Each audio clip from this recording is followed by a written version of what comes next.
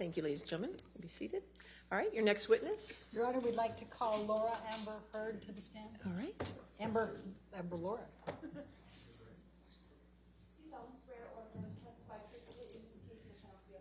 I do.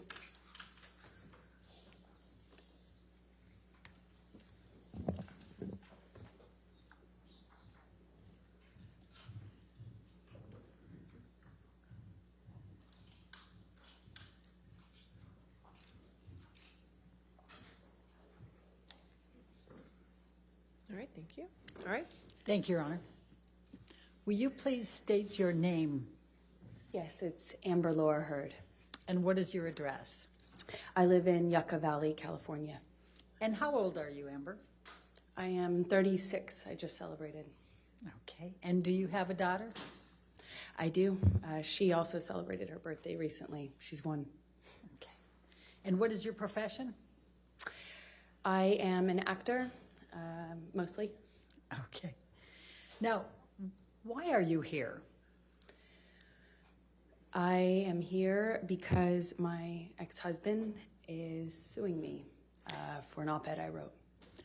And how do you feel about that? I struggle to have the words. I struggle to find the words to describe how painful this is. This is horrible for me to sit here for weeks and relive everything. Hear people that I knew, some well, some not. My ex-husband, with whom I shared a life,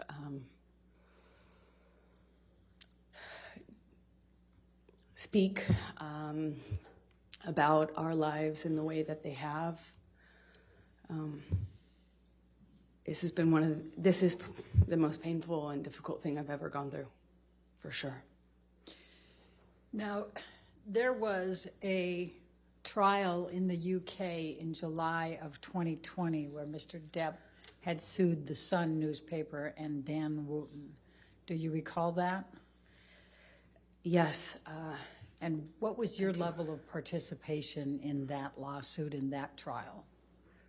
Well, I was not party to that lawsuit. I was a witness, I suppose the primary witness, since it dealt with the truth of the relationship that I shared with Johnny. And what, if any, role did you have to play with respect to, for example, witness statements and testifying? Objection, compound. I said, for example. Overruled. I had to write, I think I gave 7 witness statements under oath testimony. I sat on the stand for 4 days under mostly cross-examination. And up until this point, it was the hardest thing I had ever had to do. Thank you, Amber. I'm going to take you back, and if you can just tell the jury a little bit about your background. Tell us where you grew up. I come from Austin, Texas, a small town outside of Austin that you probably haven't heard of. No one has. It's called Maynard. And I was raised by my mother and my father, and I grew up with a little sister, although I have a big sister as well. And your little sister's name is? Her name is Whit Heard. And how much of an age difference is there between the two of you? Whitney and I are about 1 year, I think we're 16 months apart, so right next to each other. And what did your father do for a living? My father broke horses and did construction. He painted houses, and hunted and fished. But that was for fun. And what did your mom do? She worked for the state of Texas. Let me just, since you talked about the breaking horses, can you just tell the jury what your role is in assisting your dad on that and what is involved in breaking horses? Objection, leading. can you just tell me about? Overruled, good. You just got to stay on, basically.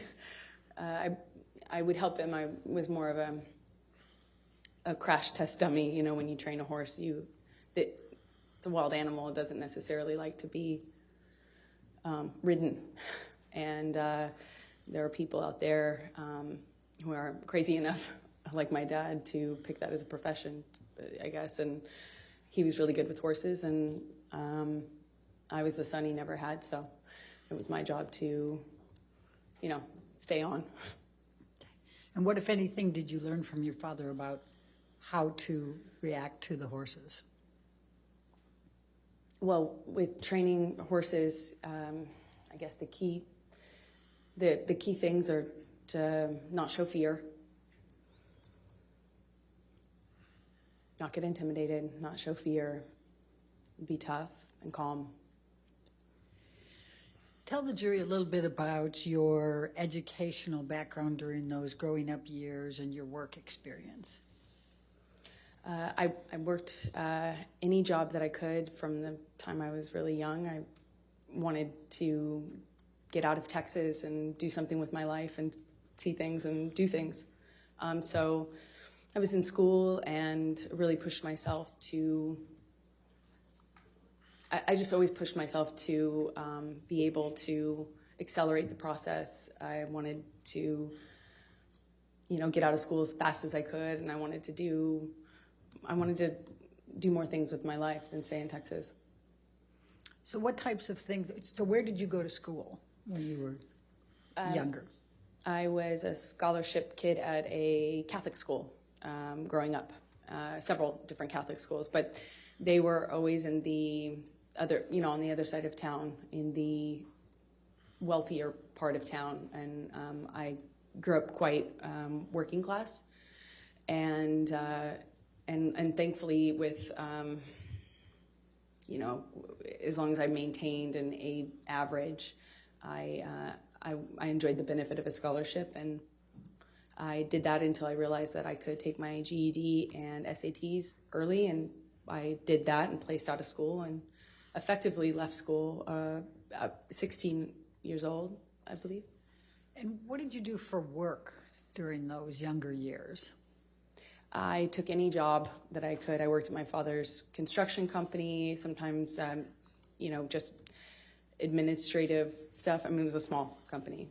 But I answered phones, and I worked at a modeling agency that was also, offered photography classes, makeup classes, hair and makeup classes for people that were pursuing a career in entertainment.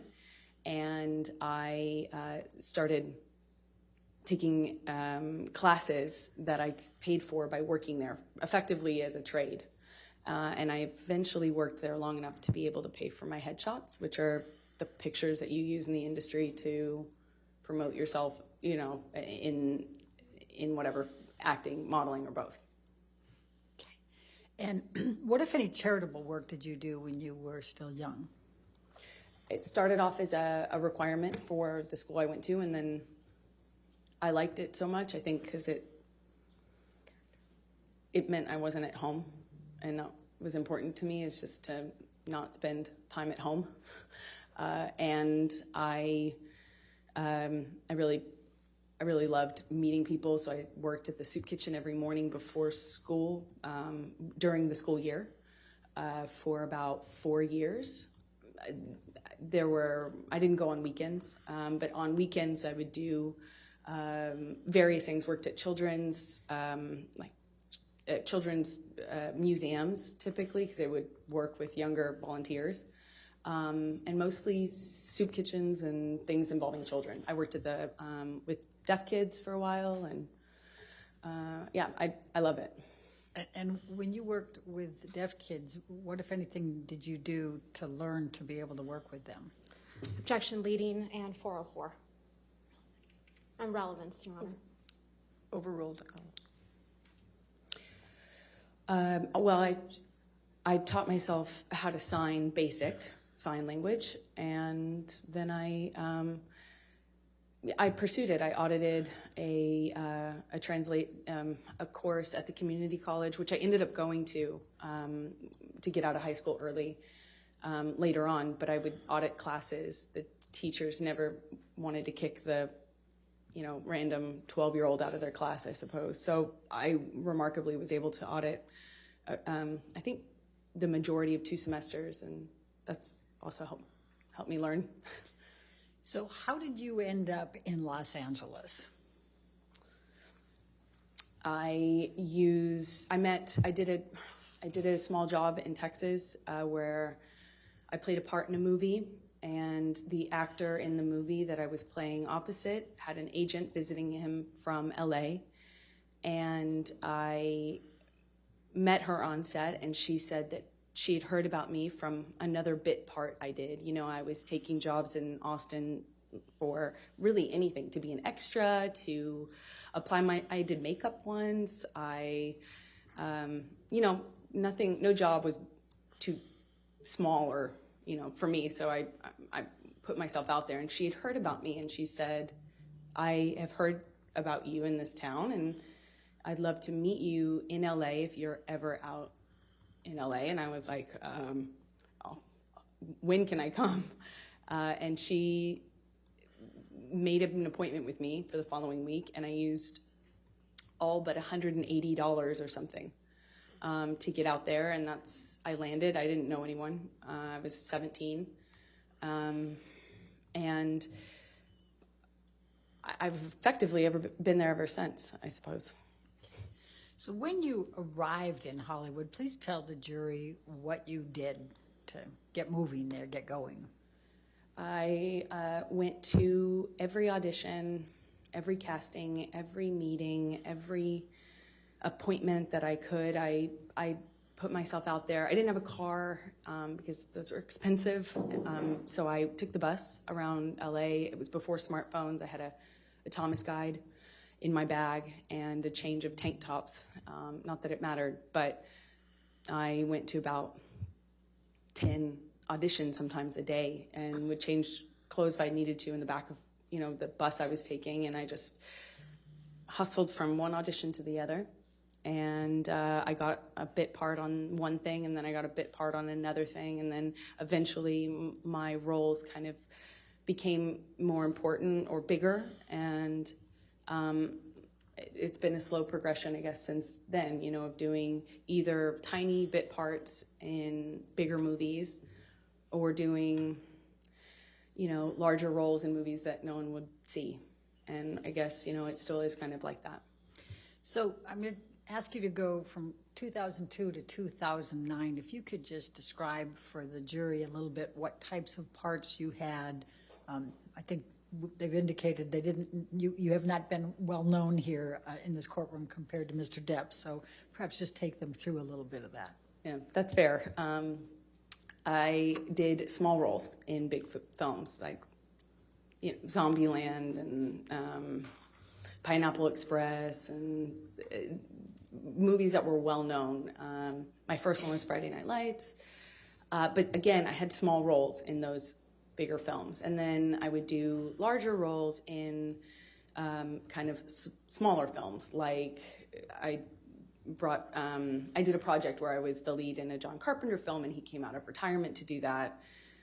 And that's kind of how it was in terms of my career for those that first initial 10 years or so. It was just going from slightly bigger role to slightly bigger role, and just working my butt off. So I'm going to take you up to 2008. Did there come a time that you auditioned for the Rum Diary? Yes, I auditioned for that in about 2008, I believe. Please describe for the jury your experience in auditioning for the Rum Diary. Well, I auditioned a few times, which is common in my work. You get a call back, as they say. And I think I had at least one, maybe two callbacks with the director. And then I got a call saying that Johnny, who at the time was, I think I knew that he was producing it as well, was doing a project that was something very personal to him. He was reprising his role as his late friend, Hunter S. Thompson, and it was a very important project to him, and that he wanted to meet me in person. I thought I would be going for maybe an audition, but it was just a meeting. I went to his office and met with him for a few hours. And what did you talk about during those few hours? We talked about books and music, poetry. We liked a lot of the same stuff, you know, obscure writers and, you know, interesting books and pieces of poetry that I haven't heard anybody else reference or know or like. And he was very well read and charismatic, and you know, I think I left the office with a few books that he gave me, and we spent the whole time just talking about things that we care about. And I was so surprised that somebody, you know, I knew who he was. I wasn't familiar, you know, I wasn't a fan of his work. I wasn't familiar with him, but I knew who he was. You know, he's one of the most famous people in the world. So it was already a weird thing to go and get called into his office. And, you know, I'm a no-name actor. I was 22, I think, and I thought it was unusual. It was weird because he was twice my age, and he's this world-famous actor, and here we are getting along about obscure books and weird, you know, old blues, and I thought it was remarkable. You know, I thought it was unusual and remarkable. I left there just feeling like, wow. So did there come a time that you learned that you were going to be cast for the role in the Rum Diary? Yes, a few days later, my agent said that Johnny's going to call you. We gave him your phone number. I was like, oh, okay. And shortly after, my phone rings, I pick it up, and I hear, you know, this like deep voice on the other line, and he said, "You got you're it, kid. You're the dream. Hunter wrote this part, and you're the dream. You're it, kid." I was like, and amazed. Please describe for the jury what that means. What was the Rum Diary and this Hunter Thompson? What was the concept here, and what role were you playing? Well, it was my understanding that he was bringing to life his late friend. And what he told me was that this character is supposed to be the dream woman, like the dream, American dream. And so I knew what he meant. He indicated to me when he told me I got the role that I was that, you know, that I was the dream kid. That's what he said. So did there come a time that you started filming the Rum Diary? Yes, I'm not quite sure how much. I think we started filming in maybe March of 2009. And where did you film the Rum Diary? We shot it in Puerto Rico.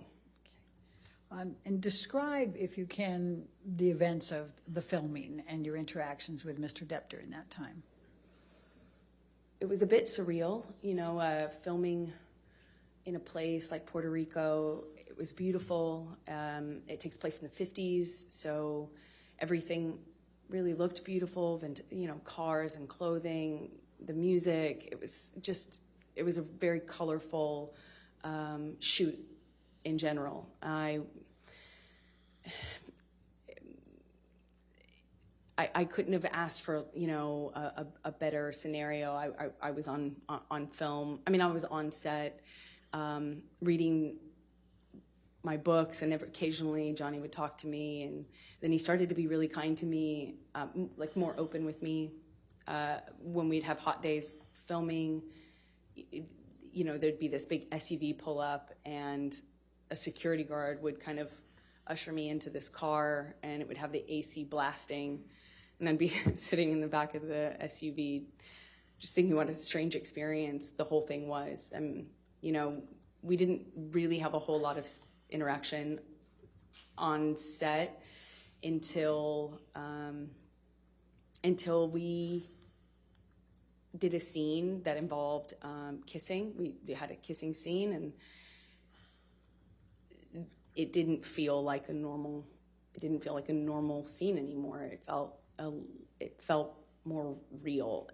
There are certain things that you do in the job to be professional, like when you have to do that sort of scene, and you don't you don't use your tongue if you can avoid it. There's certain things that you do to just maintain a certain line, and it just felt like those lines were blurred. I mean, he grabbed my face and pulled me into him and really kissed me. But we were filming a scene. Did he use his tongue? Yes. Okay. Did you celebrate your birthday while you were in Puerto Rico? I did. I celebrated, I think, maybe my 23rd birthday there. And what, if anything, did Mr. Depp do for your birthday? Well, we were already kind of talking about books and poetry and things like that. He gave me a few really beautiful poetry books. And he gave me a bicycle, like a vintage bicycle, because at the time I was riding around on a bike, and I had a lot of time off since I was a smaller role in the movie. And yeah, I think that was it. Okay. Now, did there come a time that you ended up visiting him in his trailer? Yes, I think there was we would hang out if, after or in between scenes or in between setups. We often were, talking about things and would continue the conversation into the trailer, often with the director. Bruce Robinson was his name. And then at one point, we talk about wine. It's another thing that Johnny and I shared in common, a love for wine, red wine. And we were talking about a kind of wine that I enjoyed, and I was, going on about how great this bargain wine was, and I didn't understand, how much more sophisticated Johnny's taste in wine was. So I was going on about the virtues of Malbec or something, and I brought him a bottle of this wine, and I set it down. And at some point, I'm going back to get back to set, and he kind of kicked his foot up in the air and basically kind of lifted the back of my bathrobe up. And Can I just stop you there? Why were you wearing a bathrobe? because I was doing a scene, it was a period film, so it took place in the 50s. And so I had all of this old undergarments that are for that time era on. And the scene involved me changing. So I had all the costume on. And he kind of picked up the back of my robe with his boot. And I kind of turned around and laughed, giggled, I didn't know what to make of it at the time. And I just kind of giggled and batted it away playfully. And he kind of playfully kind of pushed me down on this bed sofa that was in his trailer, just playful and flirtatious. And he said, "Yum." And he kind of lifted up his eyebrows like that. And I just giggled, laughed it off, kind of batted him away, and, moved on, went back to set. And were you in a relationship at that time? I was. Okay. And was Mr. Depp in a relationship at that time? That was my understanding, yeah. Okay. And did anything else of significant happen during that time period while you were filming with Mr. Depp, other than what you've told us? We just had this, it was a friendship, a flirtatious thing. I felt chemistry. I felt this other thing that went beyond the pale of my job, for sure. Johnny clearly felt that way about me, had indicated to me that that's how he felt in many different ways. But at the same time, we were both in relationships, and it is a job, and it was intimidating, and I just remember feeling kind of intimidated and a little nervous about that. And I also was in a relationship, so we went our separate ways, and I didn't hear from him for a long time. And that's, so approximately how long were you filming in Puerto Rico for the Rum Diary? A few months is my best All right, guess. and when you left Puerto Rico and the filming, when is the next time that you had any contact from Mr. Depp? And contact could include anything, communications, written communications, as well as telephone or otherwise. We had no contact until Johnny called me on the phone one day, and I was driving, and he invited me over to his home in California, Beverly Hills, and I it was out of the blue. I didn't even have his phone number, so it was quite unexpected. He called me a second time, but I don't think we actually connected, or we didn't stay on the phone because we didn't really speak. But the first time was the only time I actually spoke to him, and he invited me over to his house under kind of he said that we could get Bruce, who was the director, to come over, something about the movie, but it was clearly not about the movie, if you know what I mean. It was.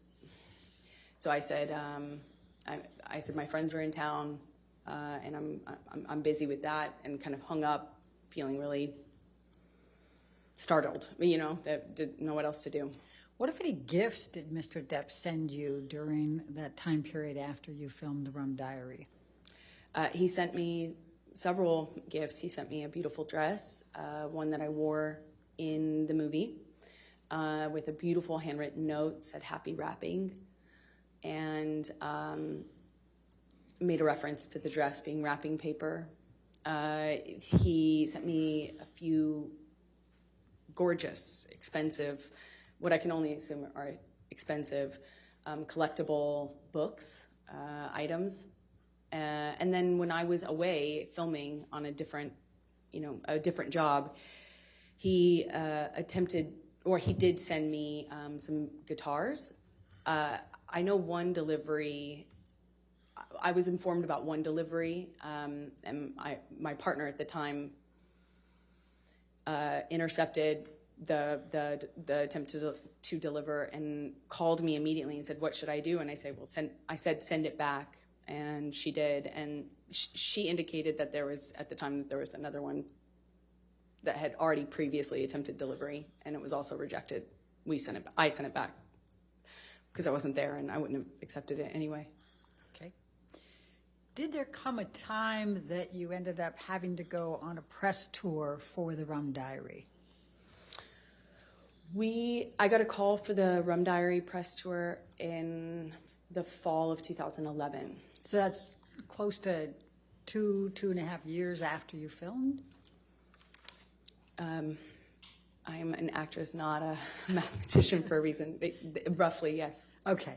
And could you please describe for the jury what a press tour is? Just explain it to them. Well, you take a movie once it's completed, and if it doesn't have distribution, you, as part of the promotion of that movie, you go to these various places, normally cities like London or New York, and you do press events in those cities to kind of promote the film, and you go to place talking about the film.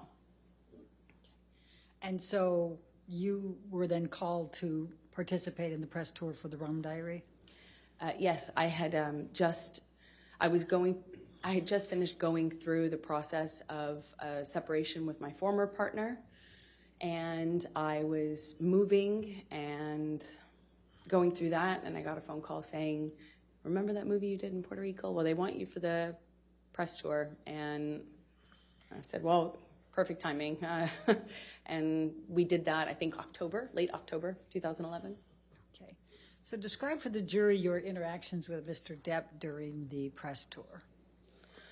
Well, on the first stop, the beginning of the tour was Los Angeles, where we both lived, and we did a press day, normal press day, and then at the end of it, I was invited by Johnny to come up to his room to have a drink with him and the director of the film.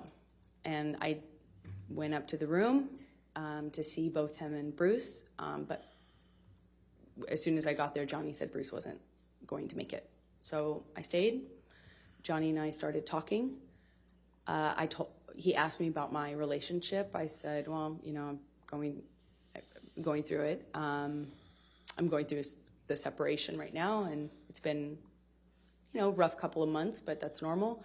And he said, well, that's same with me. You know, it's been, I can't remember exactly how long he said it had been, but that he had split from the mother of his kids, and said that he understood. All right, and then what happened next?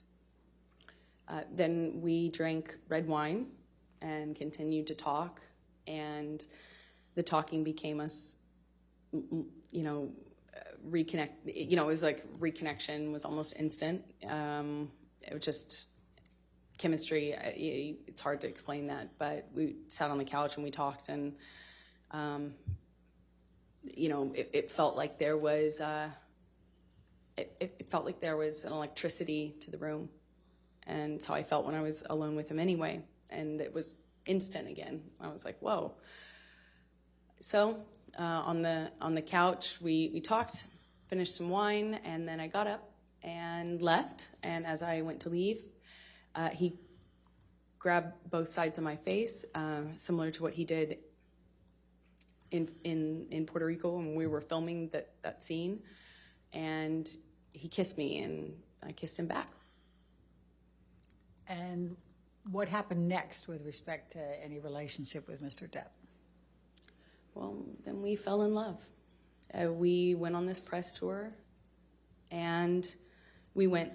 It was a beautiful and strange time. You know, we were flying from one, not together, but you know, going from one city to the next, Europe, New York, Los Angeles, as I said, and we're just traveling around talking about this movie that we did together, that we participated in together, and we were falling in love. I mean, it was just, you know, at the first dinner in London, he sat me next to me. You know, he produced the film and was a part of controlling the film and was responsible for different things, and I was as an actor having a small part in it.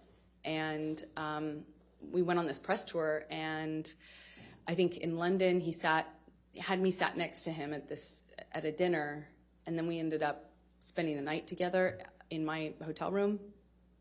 And for the rest of the press tour, it was on. I'll put it that way. All right. And how long approximately did the press tour go? I don't know exactly how long it lasted. I think, you know, there were press engagements in this city for a few days, and then another city for a few days, and then there was a break, and then there was another press opportunity, I believe. So it was kind of spread out over maybe a month, if I'm guessing. So when you returned to Los Angeles, what, if anything, took place with any relationship with Mr. Depp? Well, once we were back from the press tour, you know, we had this, you know, whirlwind romance kind of just in these like beautiful places all over, and we're falling in love and not able to really show it because the world didn't know about the split between he and his former partner.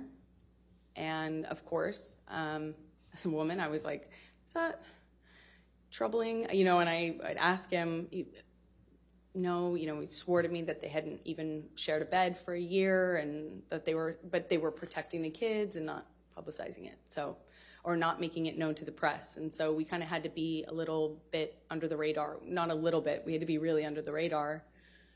Because as Johnny pointed out, that the world would blame me and call me a homewrecker, even though I had nothing to do with it.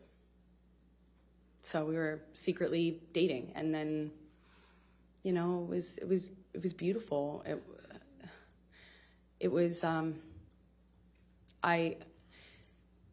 felt like this man knew me and saw me in a way that no one else had. I felt he understood me. I felt he understood where I came from. I felt that, like, when I was around Johnny, I felt like the most beautiful person in the whole world. You know, it made me feel seen, made me feel like $1 million. And that kind of feeling where, you know, he's just lavish gifts and lavish expressions of love, and how he had never met a woman like me. I mean, I remember he took the foil off of this bottle and put it on my ring finger, and I had only been with him like days, you know, or maybe it was weeks at the time. Yeah, it was probably about a few weeks, but it just felt very intense.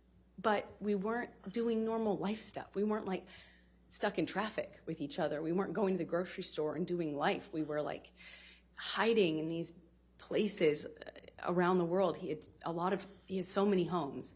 And so we'd be in one of those homes, or my home at the time, and it would be like a bubble, like we were in this little bubble of secrecy, and it felt like a warm glow, as we would say.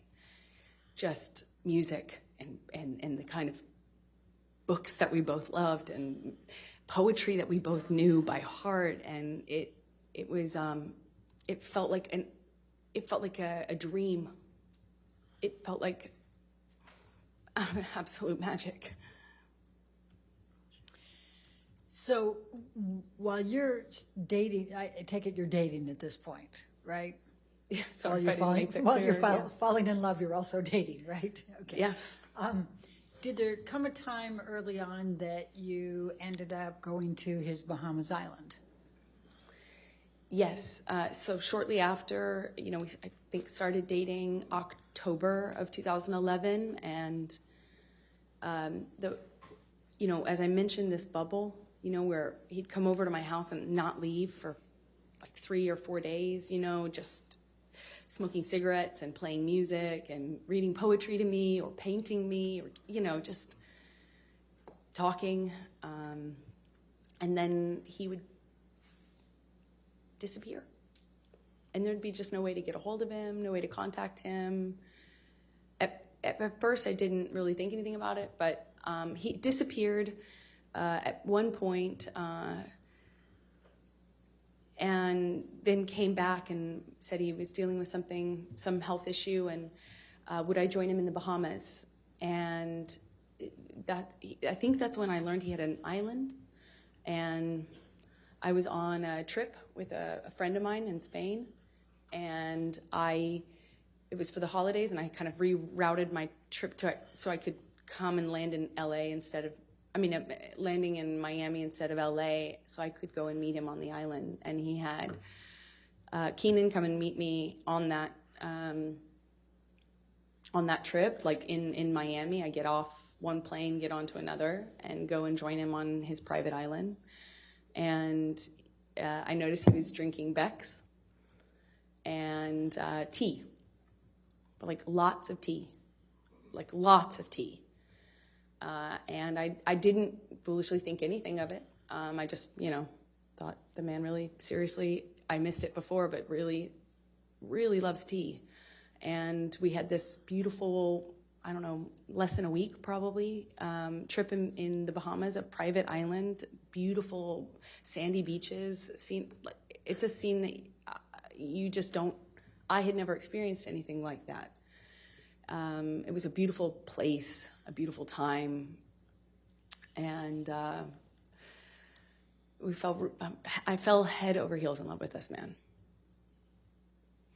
So after the Bahamas, I assume you came back, and are we talking now early 2012? Yes, that's correct. Okay. So what were you doing work-wise while you were dating him in this early stage?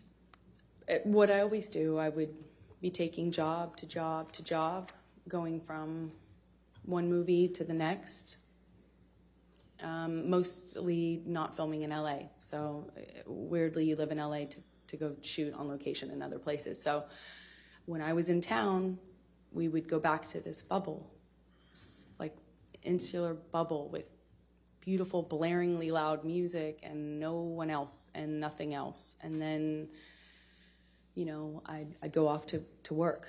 And so would he. Well, eventually, yeah, he left to shoot Lone Ranger, I believe. Okay. Now, we've heard a little bit about Lone Ranger, and that's about mid-2012, is that right, when he was shooting that? That sounds right, mid-2012, yeah. And were you shooting anything at that time? I was shooting...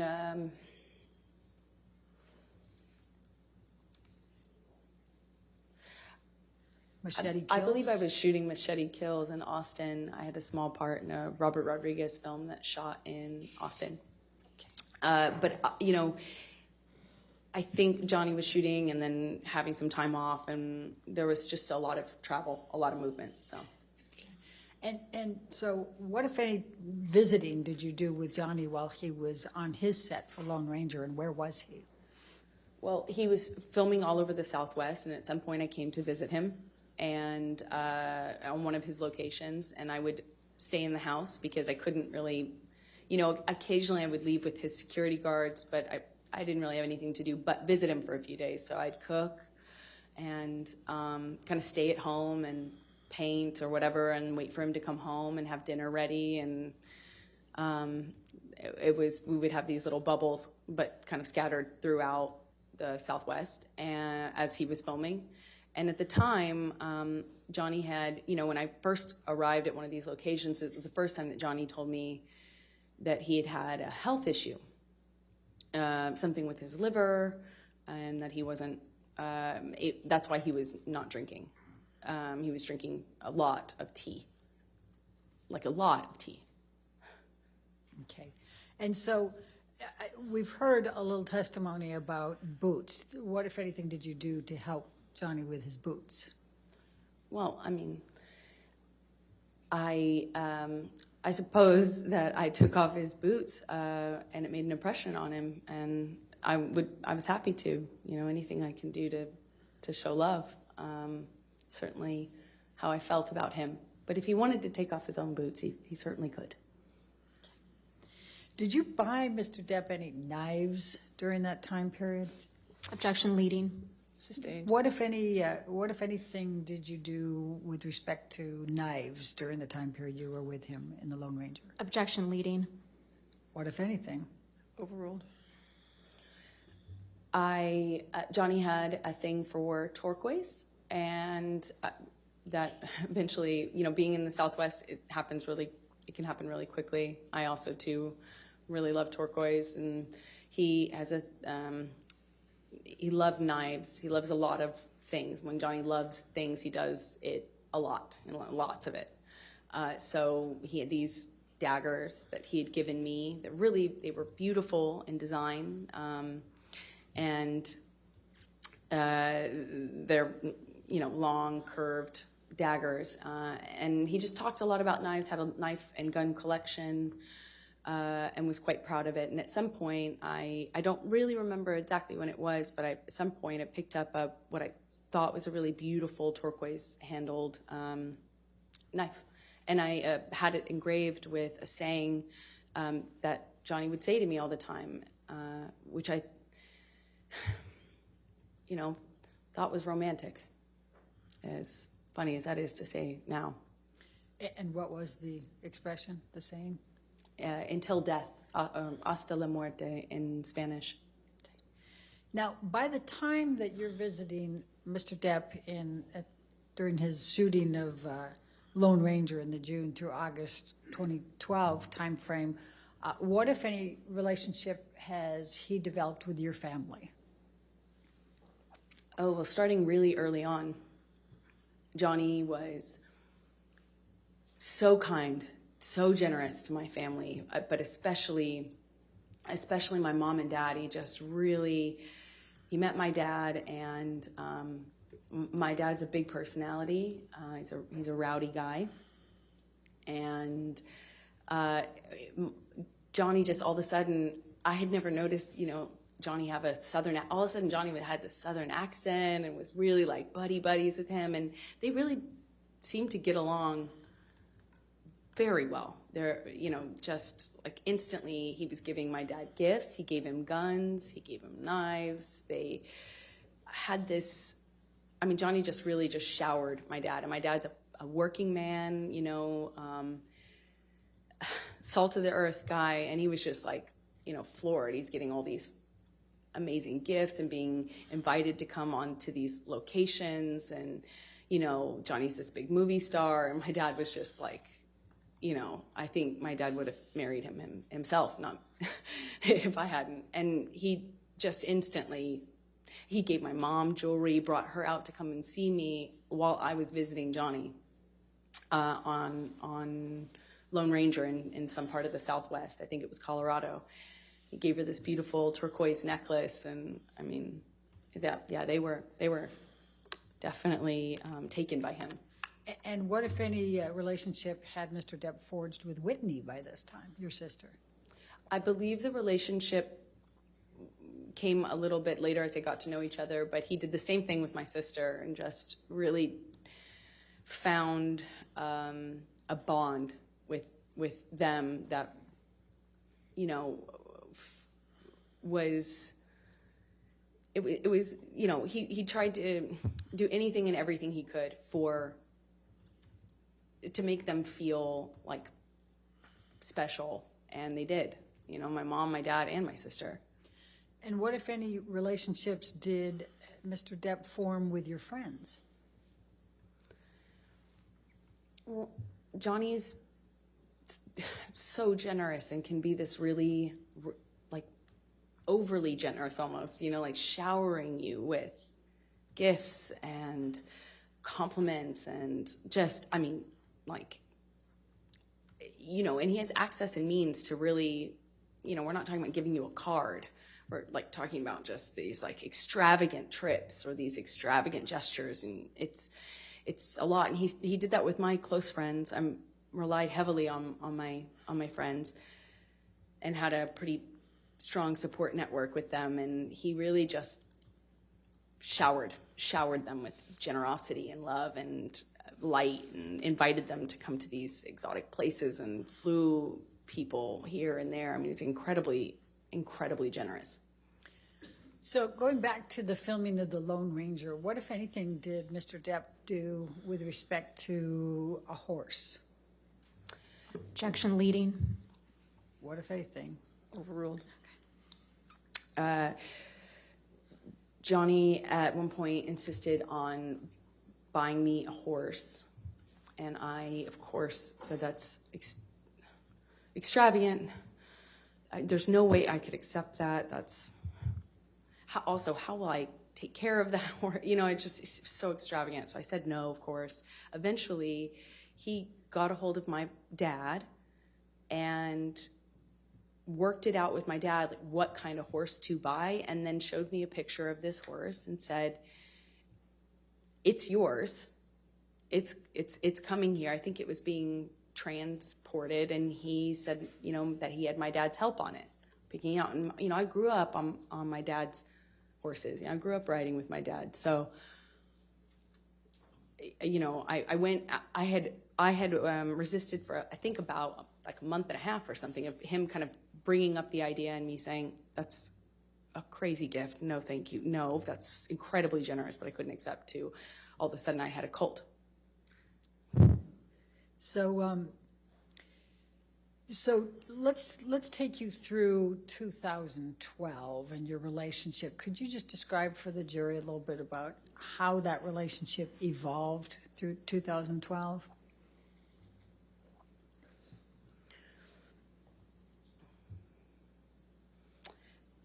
It was always intense. It didn't become intense. It almost started that way. When I was with him, you know, I felt that electricity in my body. I felt like butterflies. I couldn't, you know, I couldn't see straight practically. It was just, you know, I was head over heels in love, and he felt like that to me. He felt like he was also in love. I didn't feel like he was faking it. I felt like what we had, it felt like to me at the time there wasn't any love like that, you know? I mean, and then he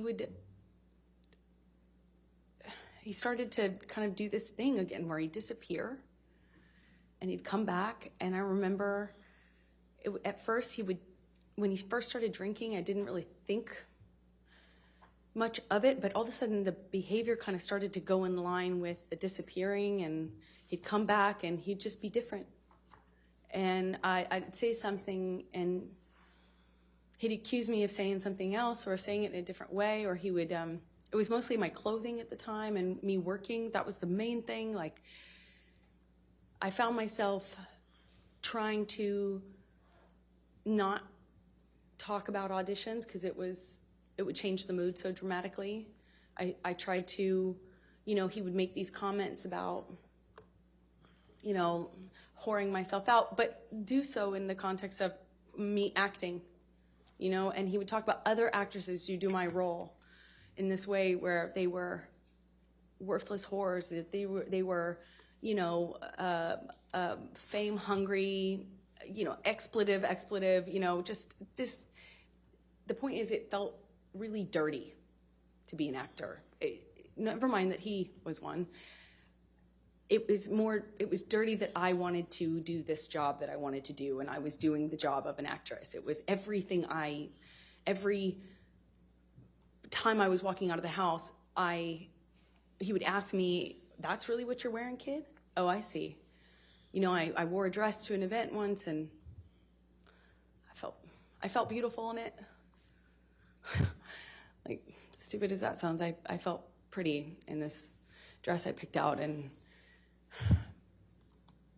I showed it him because you know, it's a carpet, it's red carpet, so it's like, you know, publicized, and I kind of thought it was weird he wasn't saying anything about it. You know, I left him to go do this red carpet, and I was like, "Did you see the you know, the event I went to?" You know, basically, I felt pretty, and I thought, like, "Did you see that?" You know, I wanted him to say something about that, I guess.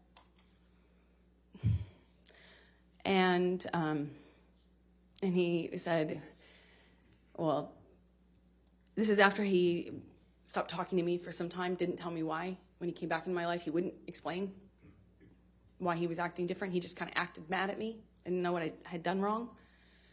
And when I brought up the dress and the event, because it was an event to support a charity I was really involved with at the time, and I said, you know, "Did you see that thing?" And he said, yeah, I think the whole world saw that, kid. That's how they'll remember you. That's how the world will remember you. And I was like, oh, come on. I mean, it's like, but it, you know, I felt good in it. I felt good. And he said, yeah, kid, that's what you're putting out there in the world. No one will ever forget that, and that's all they'll see you as. That's what you wanted. That's what you were going for. You know, my dress was low cut. I get it, it's low cut. But I felt, you know, I felt really embarrassed and horrible that I wore that. I felt like, how could I have made that choice? Of course, you know, he's right. You know, you start to believe it. I started to believe that made a lot of sense, of course. But it didn't stop with that. It was clothing in general. And when I walked out of the house, it wasn't just like, hey, you're not allowed to wear that. It was like, oh, really?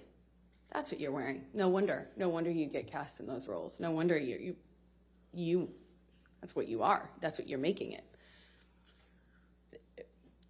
And it continued. And then there would be a blow up. And at first it was just to throw something, smash some things.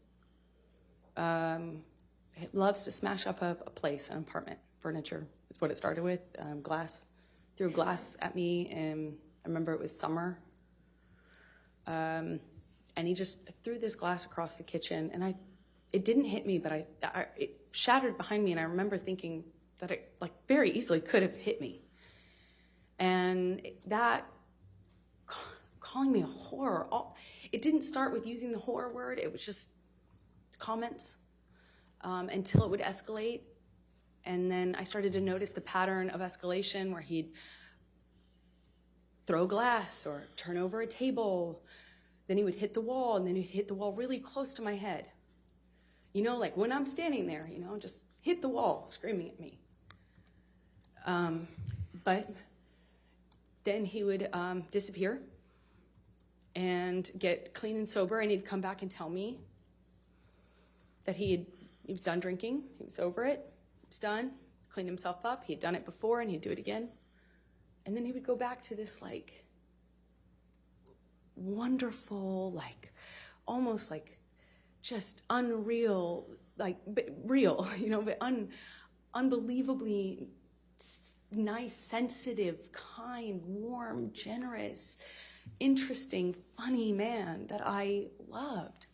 And he would make me feel so loved, like I would feel so distant from that thing that was so scary that I would not even recognize it too. And that was how, you know, our relationship kind of started to develop in that first year. Do you remember the first time that he physically hit you? Yes. Please tell the jury about it.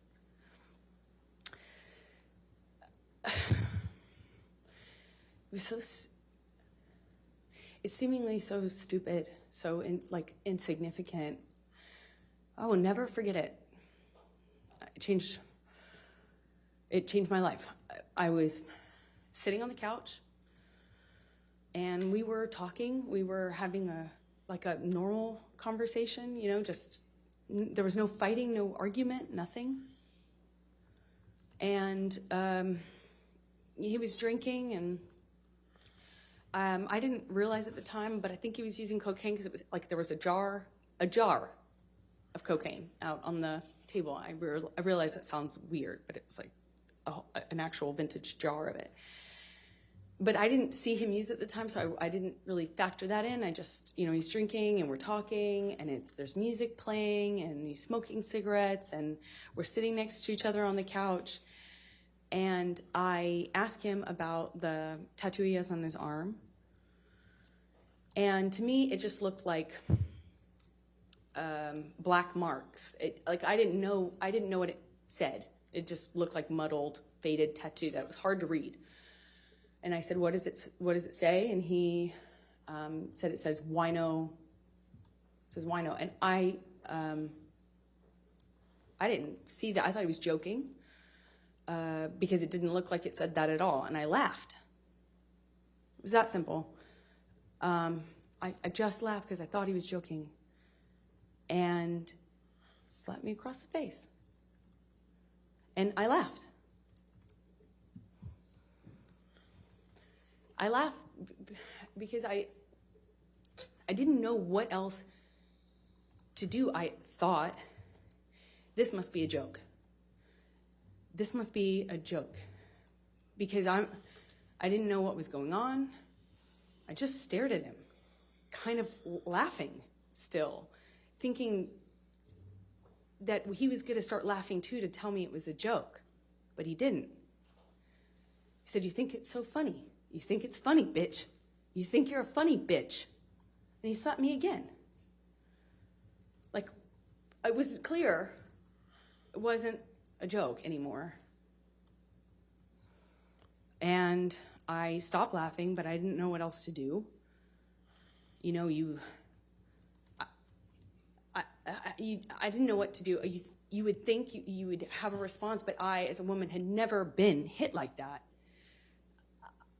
I'm an adult, and I'm sitting next to the man I love, and he slapped me for no reason, it seemed like, and I missed the point. It was that stupid. Second slap, I know he's not kidding, but I don't know what else to say or do, so I just stared at him. I didn't say anything. I didn't react. I didn't move or freak out or defend myself or say, "What are you doing? You're crazy." I just stared at him because I didn't know what else to do. And he slaps me one more time. Hard. I lose my balance. At this point, we're sitting next to each other on the edge of the couch, or I was on the edge of the couch. And I'm all of a sudden realizing that the worst thing has just happened to me that could possibly happen to you, I realized that I wish so much he had said he was joking. Because it didn't hurt. It didn't physically hurt me. I was just sitting there on this carpet, looking at the dirty carpet, wondering how I wound up on this carpet and why I never noticed that the carpet was so filthy before, and I just didn't know what else to do. I didn't know what to say. I didn't know how to react. I just sat there thinking, how much time do I have to figure out what I need to do?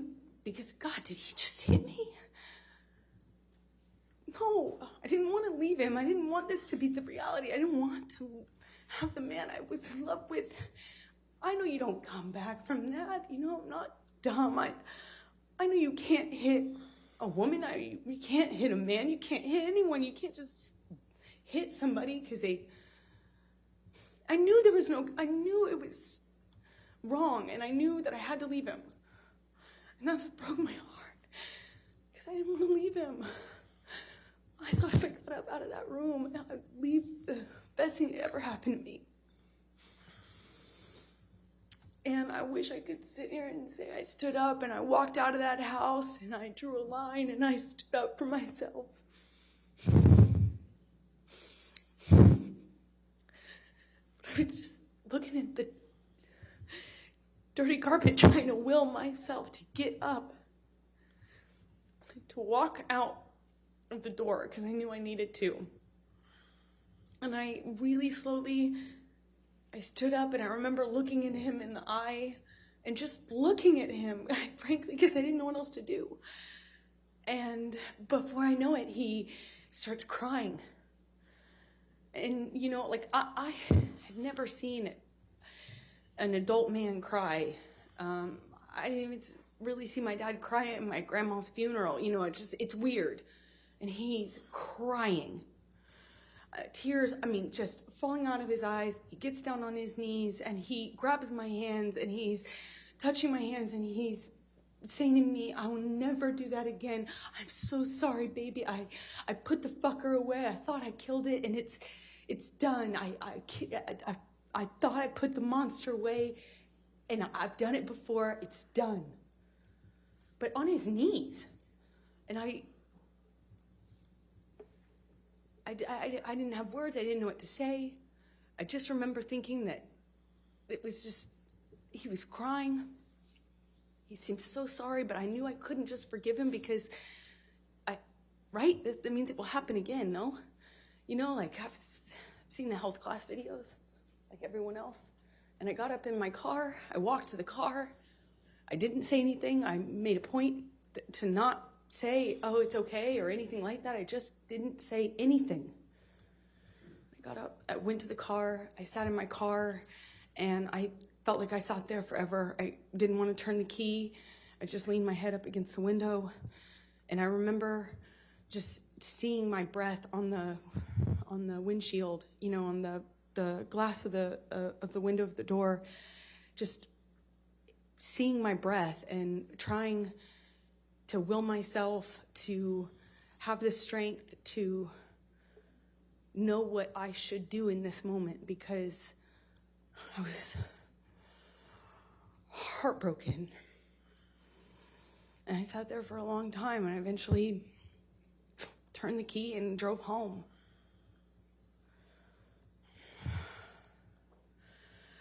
And what did you do after that? I don't know. I don't remember what I did when I got home. I don't remember.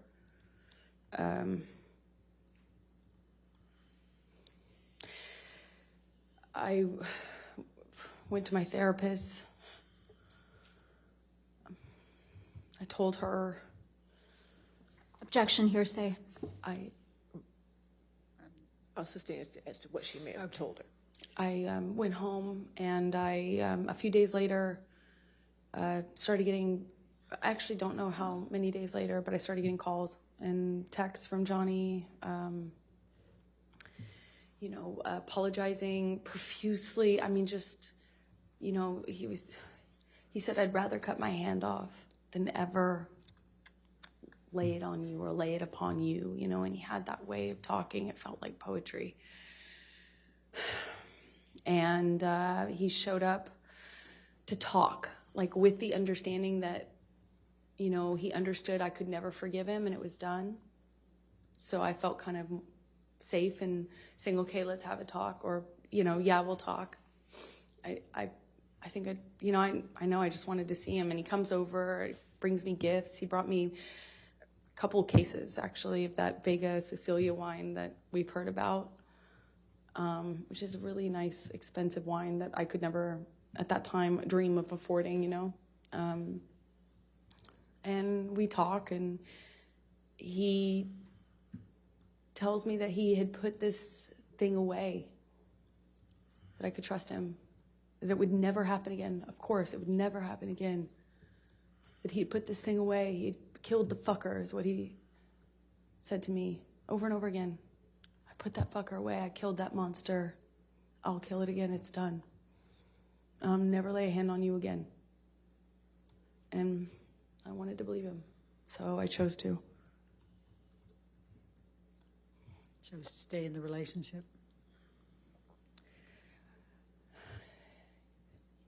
Yeah, I did. I believed it, but, you know, I believed it wouldn't. I believed that there was a line he wouldn't cross again, and that was it.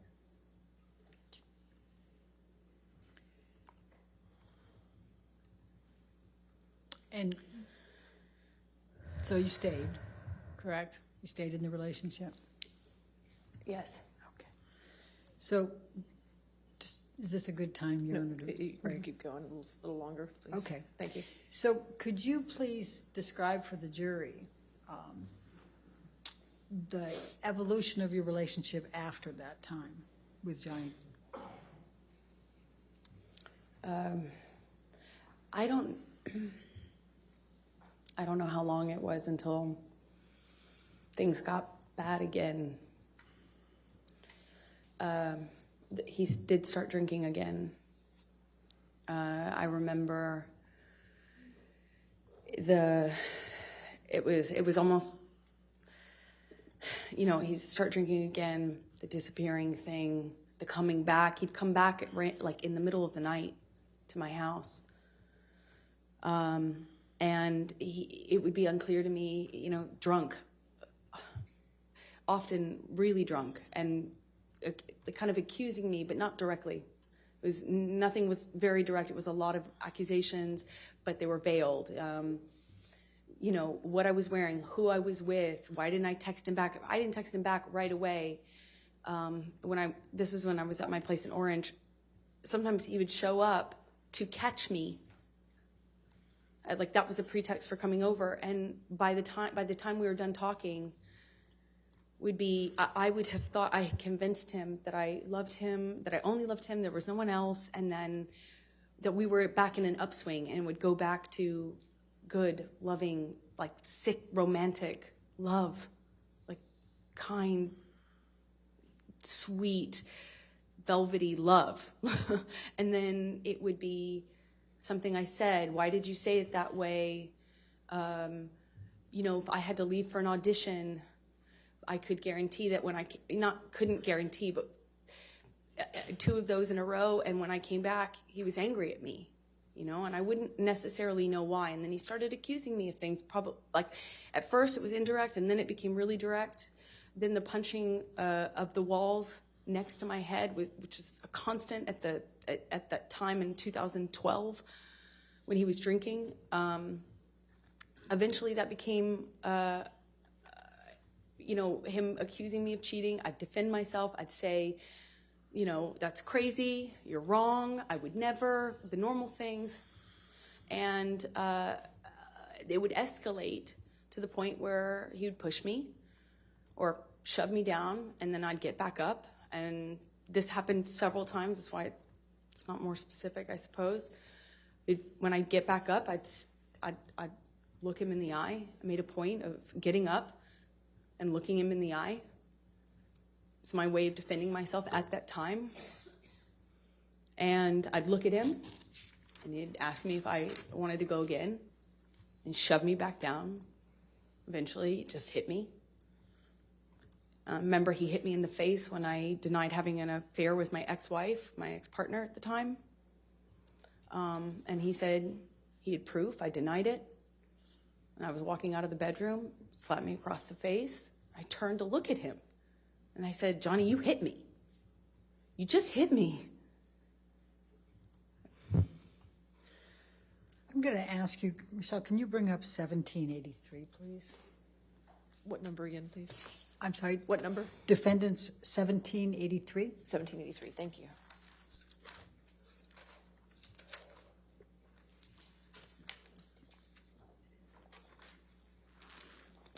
Do you recognize this picture? Yes, I do. And could you tell us what it is? It's a picture of my face with a note that Johnny left for me by the coffee. Typically is where we'd leave notes like that. And does this accurately depict the scene portrayed? It was one of those scenes. As embarrassing as it sounds now, I don't know which scene this came from. There was a lot. It escalated quickly, fast, and it became. Let me ask it a different way. Thank you. Is this a picture of you? Is it an accurate picture of you? Yes. Your Honor, I'm going to move the admission of 1783. Your Honor, we have an objection. May we approach? Sure.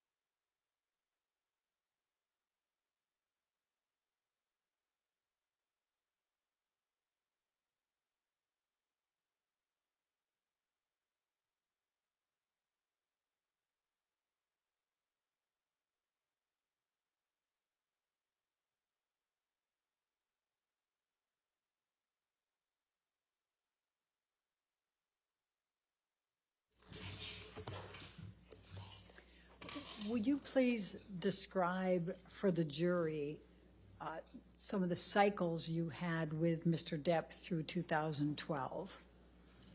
So, in 2012, the violence was pretty, relative to what it became, pretty, slapping, backhanding. Well, it went from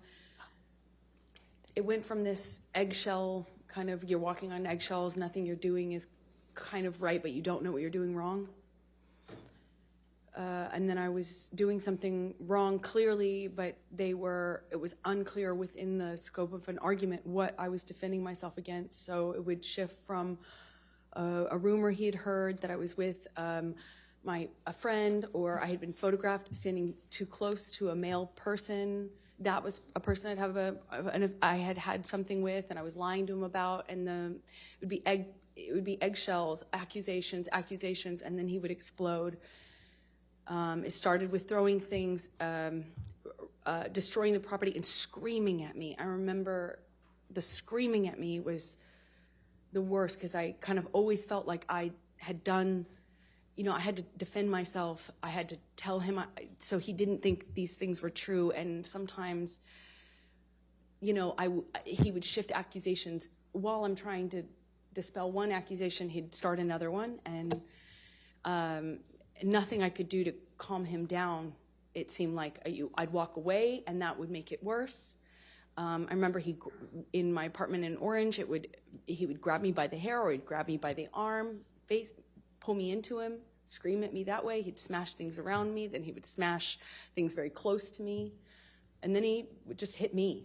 And it started with slapping, and it got to be like repetitive slaps where he'd hold me in a position and slapped me multiple times in a row, then it would be, you know, eventually I later would either push him off of me or I'd try to hit his hands away from me. I tried to, not in 2012 so much. At that time, I was mostly, my defense was, I'd go some other place. Like, I don't know how to describe that. It was, I'd focus on something else. I'd stand up, look at him, try to stand up to him that way. Later, I adopted other kind of strategies to deal with it. But at the time, in 2012, it was, he'd have this blowout, and then he would leave, disappear, and I'd be committed to not talking to him. I'm done with this relationship. I can't take it anymore. I said that so many times. And then he'd come back, clean and sober, telling me either he had a chip. He didn't have any chips, but he would say, I've gone to meetings. I have a sober companion now. I'm doing this program. I'm reading this. I'm doing this. And he was done with drugs and alcohol for good this time. And he'd come back in my life, and with the combination of him being sober and having gone through this horrible thing where I felt like my heart ripped out of my chest, you know, like a relationship ending is hard, I think, for anyone, but ending under that circumstance is really painful. And so when he'd come back, it would almost feel like a solution to that, and it would feel great, and we would be good again, and he'd be extra nice and extra apologetic and extra loving, and and we'd be back in the good bubble, the warm glow. And eventually I'd get bored, and then I'd see him drinking again. When I started to get upset, noticing the pattern of the violence going with the drinking and drugs, then he started sneaking it. So it became less clear, and I'd have to look for clues as to what he was on. So I just knew how to react, you know. Johnny on speed is very different from Johnny on opiates. Johnny on opiates very different from Adderall and cocaine Johnny, which is very different from Quaaludes Johnny. But I had to get good at paying attention to the different versions of him. 2012, I was in the beginning stages of this, just learning these patterns. I was just learning that drinking kind of correlated with the violence. And did you confide in anyone about these issues you were having? I think she can Objection say hearsay? I think she can say if she told anybody. As long as she doesn't say what she said. Right, right. So did you tell anyone? Yes, I did. Who did you tell? I told my therapist. I eventually told my mom. And let's go ahead and take a look at Defendants Exhibit 150. 150.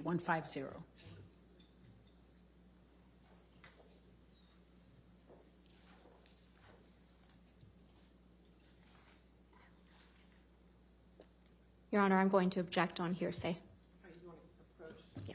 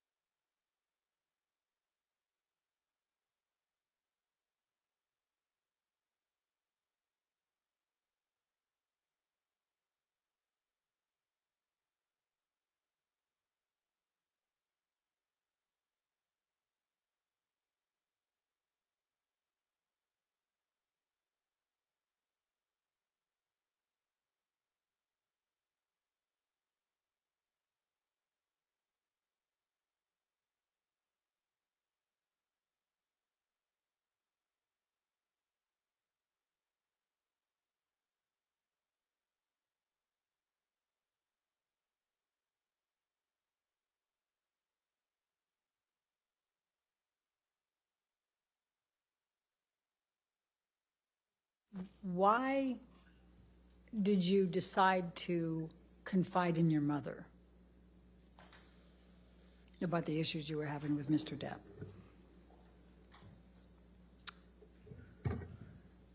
I think I felt safe talking to my mom because I knew that she understood these dynamics and she wouldn't judge me for staying with him, for loving him, even though this was happening and was happening to me. I knew she would understand. And when approximately did you start confiding in your mom about your issues with Mr. Depp and the physical abuse? Objection, hearsay, compound. I sustain as to compound. When did you start confiding in your mother about the abuse you were suffering at the hands of Mr. Depp?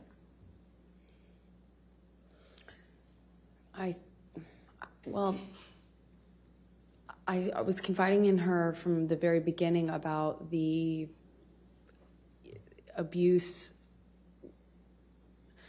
the psychological abuse, the kind of control, the disappearing, the not knowing where he was, then he'd come back and sometimes in the middle of the night, the constant accusations, like that sort of thing I talked to her about probably from the very beginning. The fact that I was secret, I had to hide. I couldn't tell any of my friends that I was with him for a long time because he told me everyone would blame me for the split with him and his partner, so I had to kind of sneak around and kind of get brought to his house, typically in a secretive way, and then he'd come to mine in a secretive way, and it was just all very, so very isolating. And I confided with her at the very beginning on that sort of thing, and then later opened up to her about some of the violence. I did it gently. First I just wanted to have someone to talk to about how scary it was. The rage and the uncontrolled violence, the rage that this man had, and why it was Objection, pointed Your at Honor, me. hearsay. May we approach, please? Okay.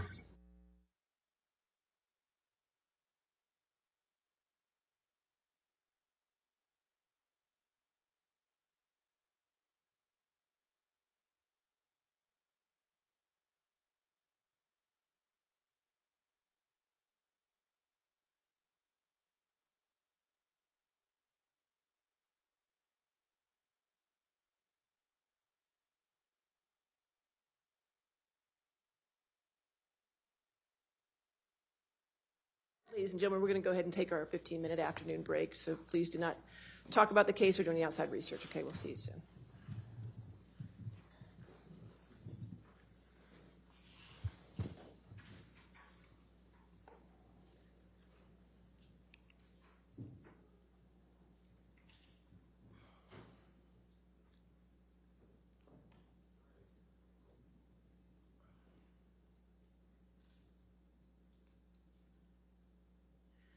All right, and Ms. Hurd, just a reminder that now that you're on the stand, you cannot discuss your testimony with anybody to include your attorneys, okay?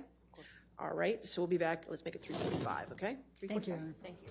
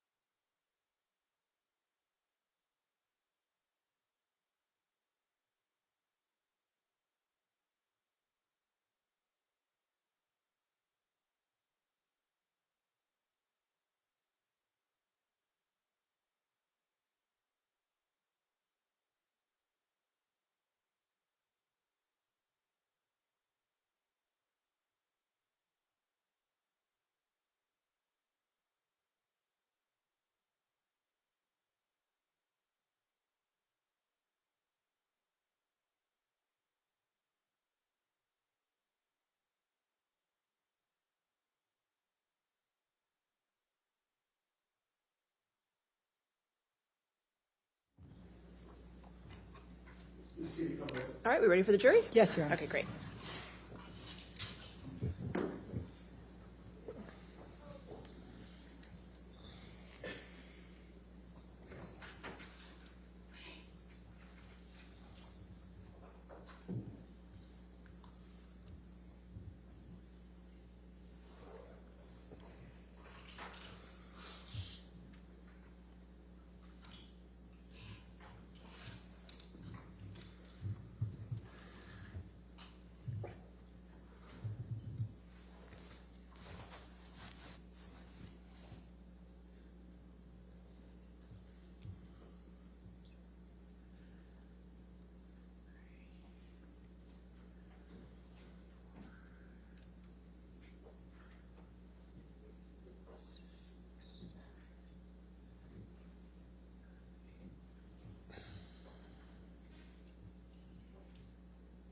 All right, thank you. Please be seated. Your next question. Thank you, Your Honor. And we're going to take you up to March of 2013. Can you describe your relationship with Mr. Depp during that month? And we'll start there. I remember it was after a period of some peace, and then in sobriety. Johnny was sober, drinking Beck's, and my dad, who was struggling with alcohol and drug addiction at the time, had fallen off the wagon, and I remember he said, "Why don't we I want to send a picture to your dad of support," because my sister was upset with my dad, and so he poured a shot and kind of said, "Let's take a picture." I don't drink spirits, but I know that, I kind of held up in that picture. It's kind of eerie because I just think it's bizarre. He had broken this long period of sobriety that I thought was going to be the end of him drinking forever. It sounds foolish now, but I, held up this kind of glass with him, and we sent the picture to my dad because, I didn't know what else to do. And I remember thinking it was weird that he was drinking. And then the month got really crazy from that point on. It was a bit of a revolving door of accusations. He was accusing me of having affairs with, frankly, just one person. I had an acquaintance with somebody, and he was accusing me of being with them, and then it was accusing me of being with my friend, the one I had seen in Spain. I'm, in these kind of arguments, nothing I do is working. Walking out of the room is me leaving him, walking away from me. Hey, where are you going? I'm talking to you. That it went from that to pulling me in by my arm, still shouting about the accusations. I'm trying to diffuse the situation by trying to tell him I'm not sleeping with this person and I'm not sleeping with that person. And it was kind of, as soon as it seemed as though I had convinced him of one, there was somebody else he was sure I was sleeping with. And it was a revolving door at that time. A painting I had hanging on the wall, done by my ex, who's an artist. That was, one day he was convinced that was proof I was sleeping with her or having an affair with her. I didn't really love him, and all the while I'm madly in love with him and trying to convince him. So March started with this picture of him doing a shot, and he's kind of saying, "Let's send it to your dad to show support." And what I remember of March is just like it's almost like it was a never-ending fight. It was just, there were breaks in it. What kept me in it is because I kept waiting for the other shoe to drop, the sobriety shoe, if you will. I kept waiting for him to get to the point where it's not supportable, anymore, and he's done with it, and he's ready to get clean and sober again, because there commences a period of like pure joy.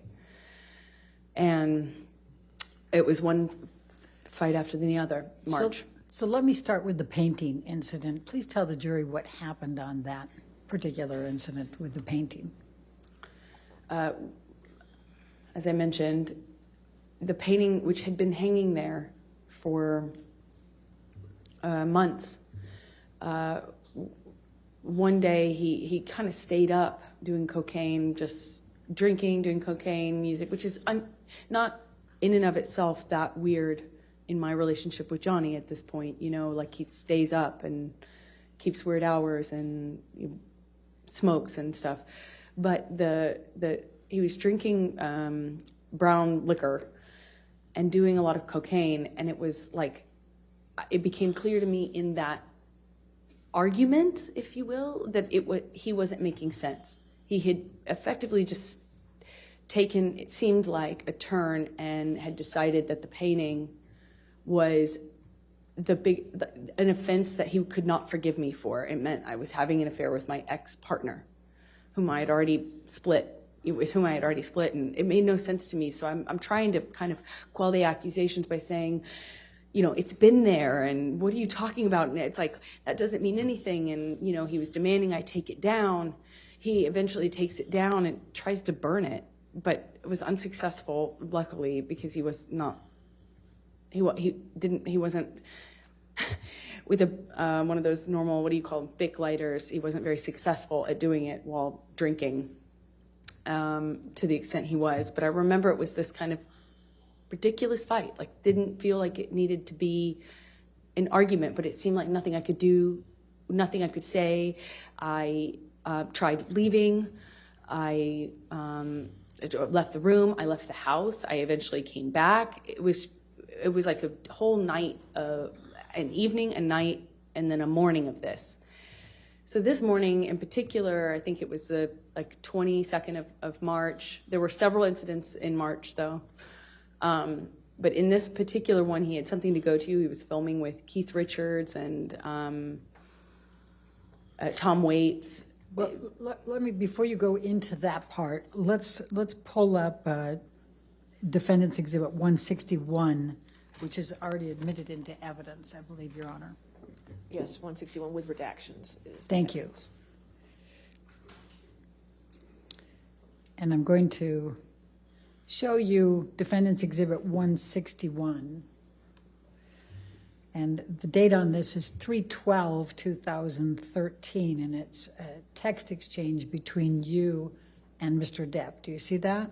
I do. Okay. And the first one is from you to Mr. Depp. Just thought you should know there exists a book.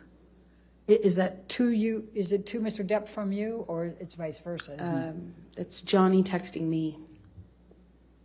Just thought you should know there exists a book titled Disco Bloodbath. And then you say, we need that book.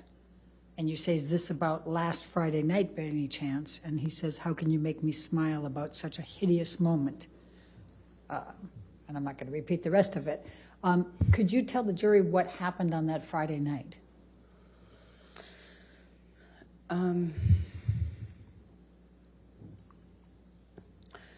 There were, like I said, there was a few different incidents in March. I believe this one happened in the Eastern Columbia building, which are one of Johnny's penthouses. They're in downtown, so a different part of Los Angeles. And we'd sometimes go there. I remember he was accusing me again of sleeping with this artist, this musician who I'd never slept with. I was denying it. I barely knew the person. And then he was accusing me of sleeping with my friend in Spain. And I remember nothing I could do. He called this person on the phone and screamed at him. He didn't speak English, so he was really confused as to what he was being yelled at by Johnny. But I remember those were the accusations. That was the fight. But it was one to the next. accusation. And I remember I was kind of doing that juggling act. I was in one of these fights, I believe it's this one, in his downtown ECB, we call it, loft. And we're in the kitchen living room area, and he backhands me. And, it was, he wears a lot of rings. I remember kind of just feeling like my lip went into my teeth, and it got a little blood on the wall. Just that simple, a little bit of blood on the wall. As hard as it is to explain this,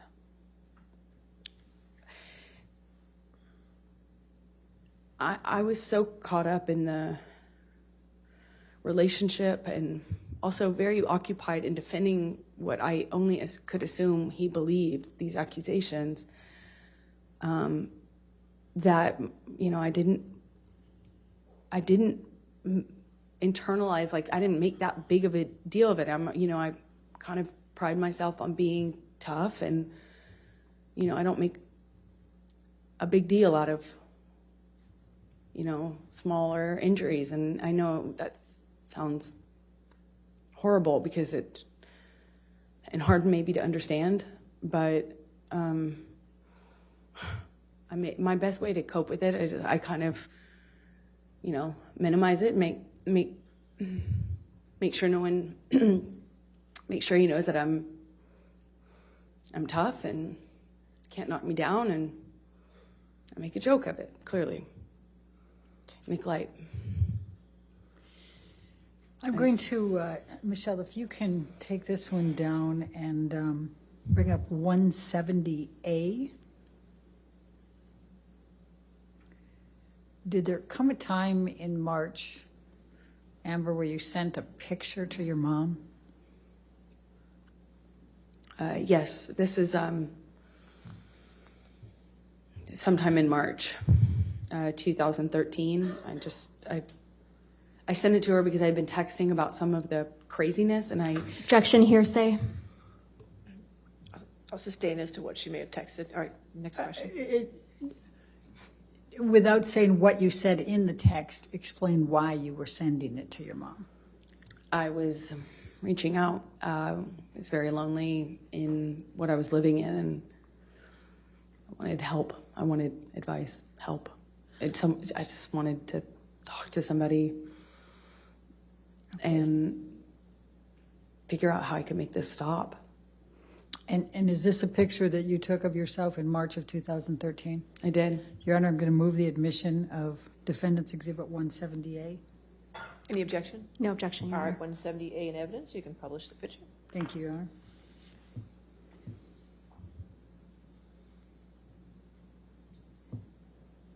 And how did you sustain that bruise, Amber?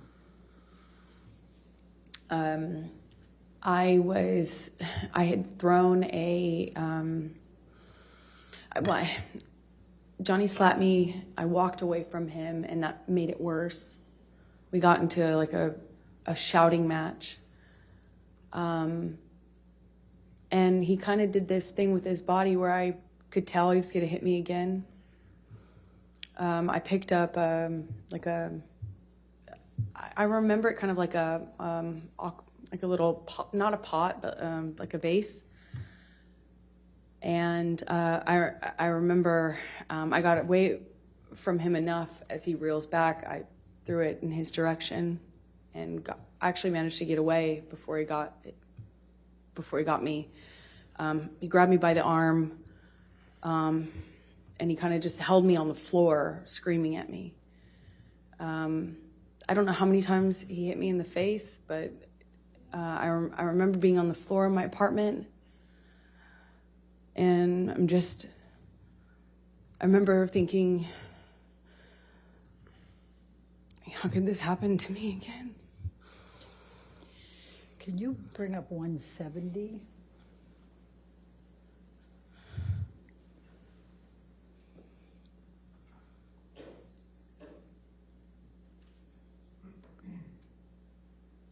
Thank Thank you, Michelle. And if we can, and just to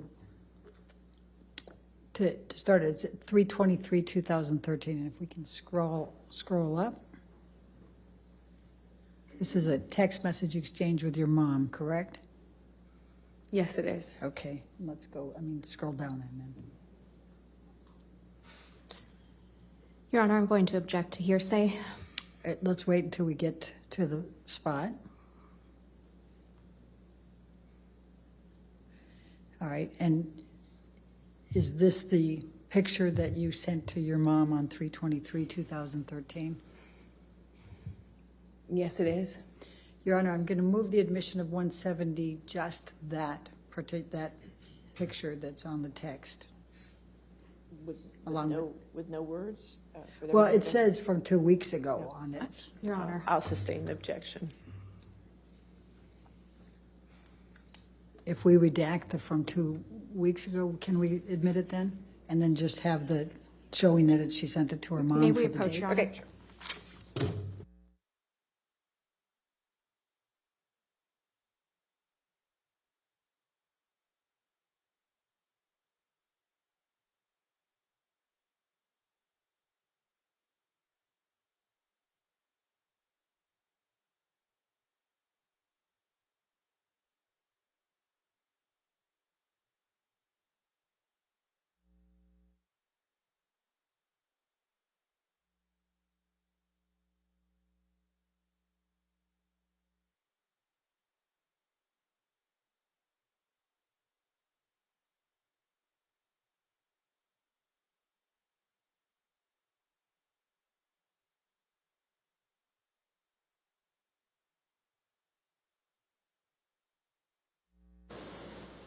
All right, 170 will be in evidence with redactions.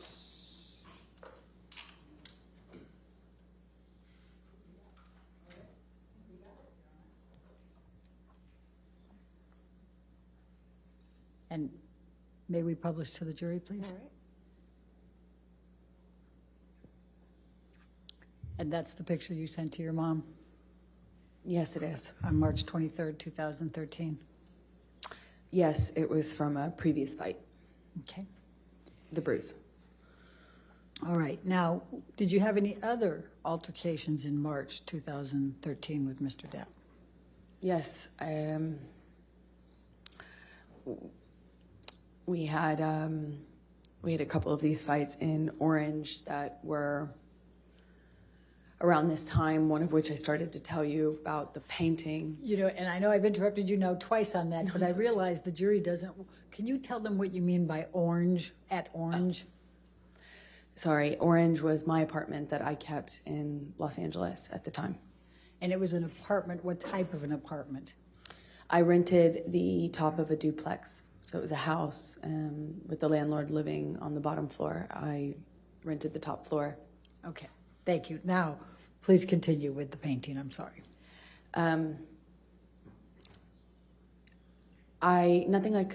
It seemed like nothing I could say to Johnny would convince him.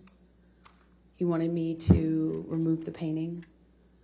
And he wanted me to admit to this affair that I wasn't having. And I didn't want to admit to it because it's not true. So I held out, and he just drank more and did more cocaine. And I woke up the next morning, I think it was on the 22nd or the 23rd. I woke up in the morning and the breakfast table was like cocaine and booze. And I realized that I wasn't going to be able to talk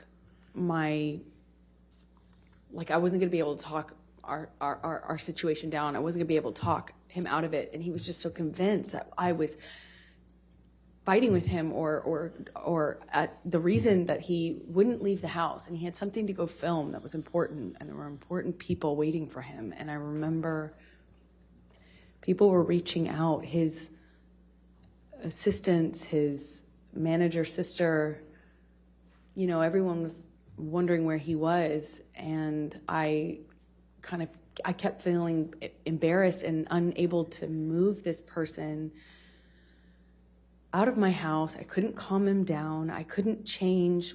He was just so intent on me admitting the details of this affair that I wasn't having. And me pointing out that the cocaine wasn't making his situation any better made me the bad cop. Then I'm the nag. So eventually I called my sister.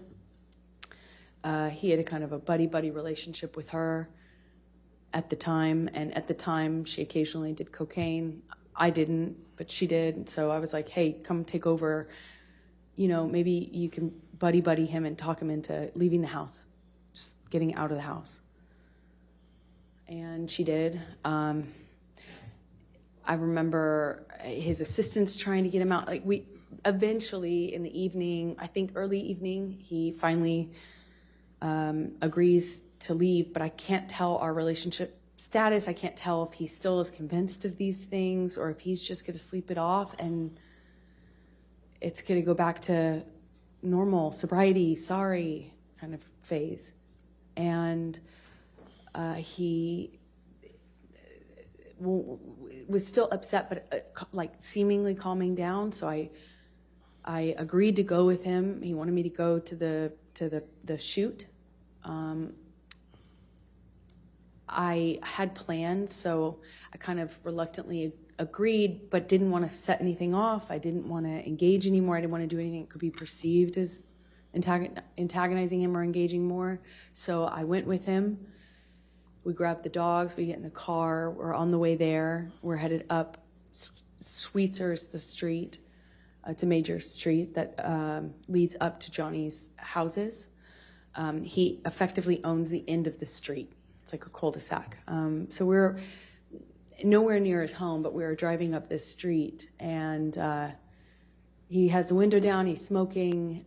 It wasn't all the way down, but, you know, he's constantly smoking, and at some point he starts howling out of the window and then grabs two small dogs. Well, one was Johnny's dog and one was my dog, but he grabs, if I remember correctly, Boo, his dog, slightly chunkier teacup Yorkie, and he grabs this teacup Yorkie and holds Boo out of the window of the moving car.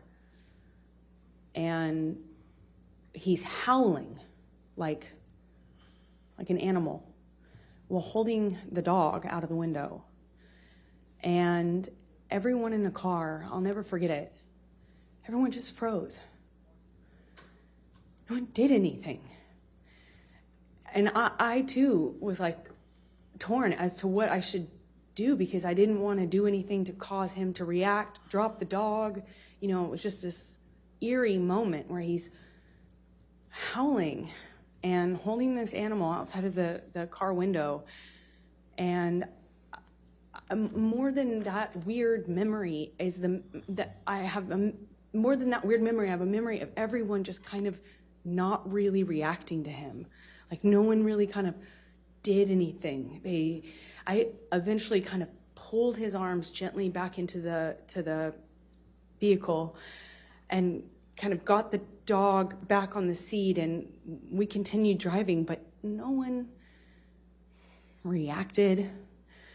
They just kind of avoided dealing with it. We get to the place, the house where he was filming this thing that he was late for, I suppose, for the day. And we walk in. Meanwhile, I've been bombarded by text messages and calls and conversations with everyone seemingly so stressed about... Objection, hearsay. All right. Just don't tell us what somebody else said, just what you observed.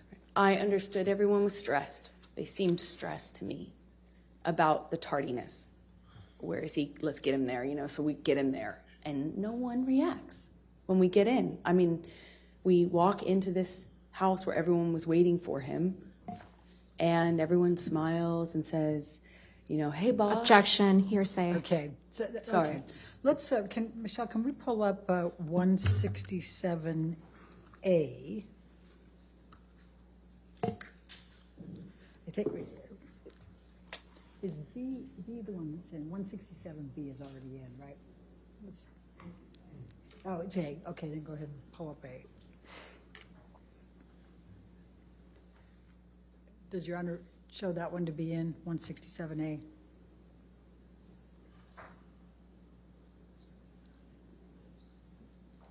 Defendants, I'm sorry. Well, this might be your 167A, but it's in evidence as a plaintiff's number, and I'm not sure which plaintiff's number it is.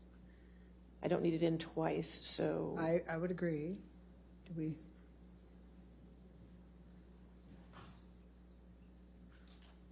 Your Honor, I don't think it's this version of the photograph that's been admitted, so it's a different version, it's a same different- photograph, but a little different, is that what we're? It's not the same photograph. Okay, not the same right, well, photograph, then we'll go with it. Then what Okay. number is it? Do you recognize this photo? Yes, I do. Please tell the jury what it is. It's a picture I took of my breakfast table that morning. Your Honor, I'm going to move the admission of Defendants Exhibit 167A. 167A, any objection? Your Honor, may we approach? Sure.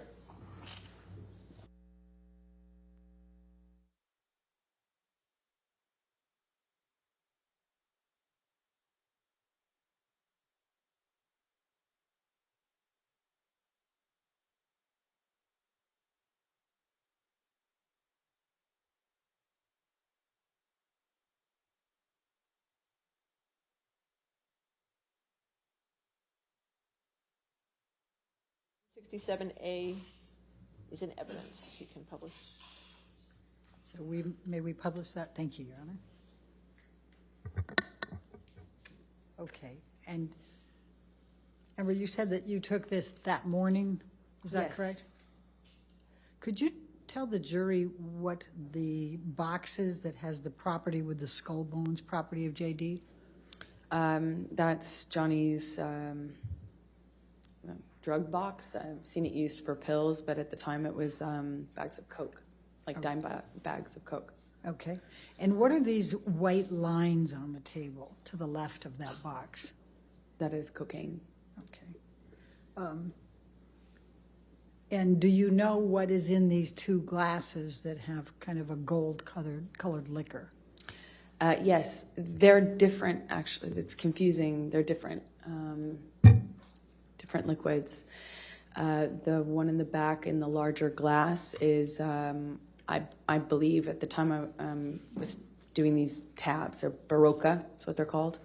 They're little tablets. And anyway, I remember at the time that that's what I was putting in my water because I had just come back from France where they sell them. And then the brown liquid in the shot glass is Johnny's liquor. I don't know what it's called, but we kept it in the freezer. At the time, it was at that time, March 2013, I hadn't, I still didn't have the, hard line. I won't even keep that, in my freezer sort of attitude or posture with him. I wasn't that bold at the time, I didn't like it, but I didn't have that strength. I kind of, at that time, I think, was doing things like trying to pour it out when I could. So what is the bag, the brown bag on the left side? What is that? That's a DOP kit. It's his prescriptions and cigarette, tobacco, weed, things like that. Okay, and then above it there appears to be a CD of some sort, DVD, something. Do you recognize that? Yes, it's the single, I believe is what it's called, the single he was making at the time. I think that's the song that they were filming a video for, if I'm correct. Okay. All right. Now, did you end up sending a copy of this picture to Rocky Pennington that day? I did. I sent it to my best friend at the time and, it was like, look at my morning. Objection, hearsay. Okay, you can't say what you said, but you sent it to your friend, correct? I Let's sent go it to to my friend. 167, please.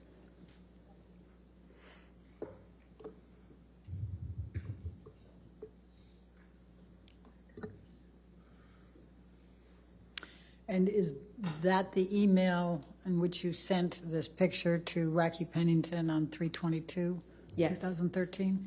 Your Honor, I'd like to move the admission of the picture with the redaction of the message on it with the top with identifier redactions, and we take out the rest of it.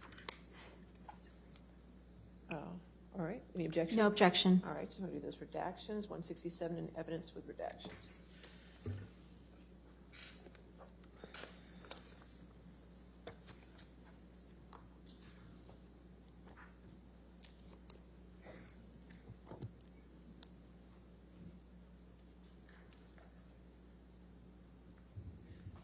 All right. And may we publish, please?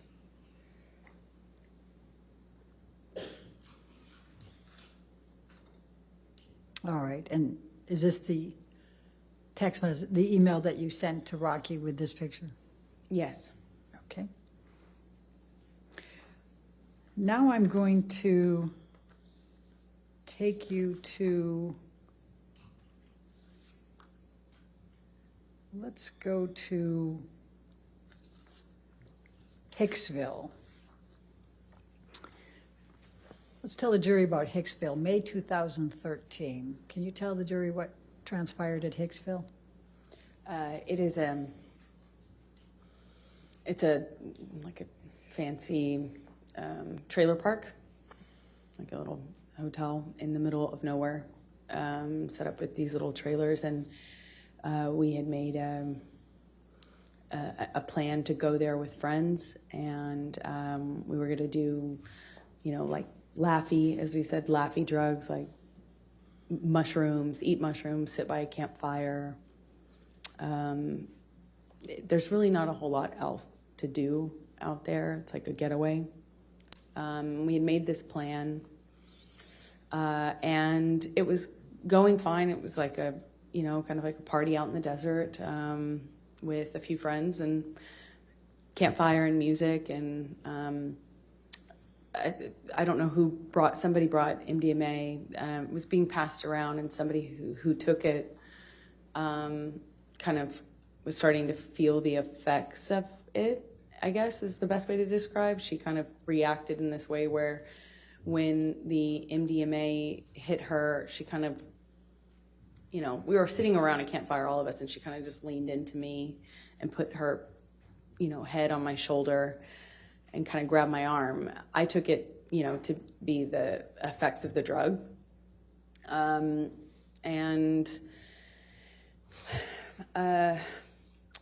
think I had eaten a mushroom cap, but was not feeling anything at the time. I don't remember feeling anything because the night just kind of changed pretty dramatically before I really felt anything of the effects of that. But that was the environment we were in, and as soon as she kind of did this thing where she leaned into me, Johnny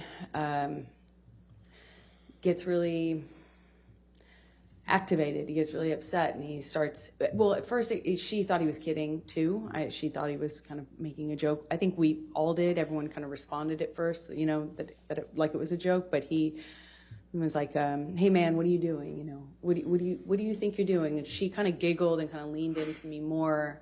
And I knew in my body just instantly that it wasn't a joke, but she didn't. So she's kind of still attached to my arm when he says it again to her louder. He says, hey man, you think you're touching my fucking girl? You think you're touching my fucking girl? That's my fucking girl. And he gets louder and louder. And she kind of did this thing half understanding what was going on. I think she kind of started to cry at this point, but she kind of threw up her hands, and Johnny grabbed her wrist and kind of twisted it and pulled her into him and said, do you know how many pounds of pressure it takes to break a human wrist? Huh? And he kind of held her, and she just looked frozen. And she's crying, and was just denying understanding what was going on. I stepped in. I kind of take Johnny's arm around, kind of take Johnny's hand, and kind of we start communicating. I don't remember if he immediately was accusing me or if it was sometime after. I wish I remembered, but we agreed that we'd go and talk about it in the trailer. So we walked to the trailer, and when we're in the trailer, Johnny, by the time we get into the trailer, Johnny tells me that I had been instigating the, and asking for this, and that I had invited it, and that I hadn't been honest with him about my relationship with this woman. And I didn't really know her that well. I mean, I actually don't know her at all, but I had met her. And I remember in the trailer, he's accusing me of lying about it, and that I had something with her. I'm trying to diffuse that. I'm trying to calm him down. And he just turned all that, it seemed like he turned all that rage onto the trailer itself. And he just started smashing things. He picked up something on the table and threw it right into the glass cabinet. He hit with his hand a wall sconce. He cleared the tabletop on the little fold-down like kitchen dining room area in this trailer. I mean, it's a trailer, so there's only so much you can do. And he's screaming at me, just screaming at me. And I eventually go back into the bedroom area. He comes into the bedroom area. We had what I can only describe as it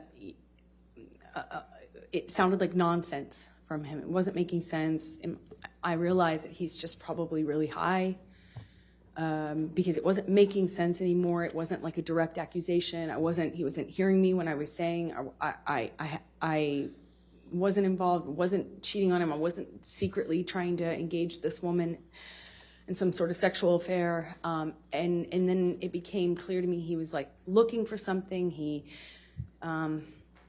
cleared things off the bed. I went into the bathroom, and as I come out, he asked me where it is and how long I've been hiding it. And I was like, what are you talking about? And he says, you know what I'm fucking talking about. You know what I'm fucking talking about. Be honest with me. Where are you hiding it? And he kind of like makes to look into the bathroom. And I gestured to the bathroom, which was to my right. I kind of like gestured to him, and I said, like, what am I hiding, and where am I gonna hide it? And we're standing in this little hallway area outside of the bathroom, and he starts, what feels like patting me down, or saying he's patting me down. I can't recall, but he ripped my dress, the strap top part of my dress. I had just dyed this thing myself pink, and it's just one of those things. I was like, I just finished that dress. And he's like grabbing my breasts, he's touching my thighs, he rips my underwear off, and then he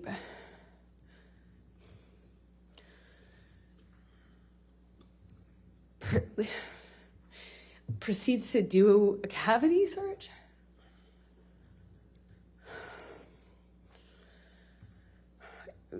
He said he was looking for his drugs, his cocaine, his coke. I was wondering how somebody who didn't do cocaine and was against it, that was in and of itself causing problems in our relationship. How could I hide? Why would I hide his drugs from, like he was insinuating that I was doing it or something? It made no sense.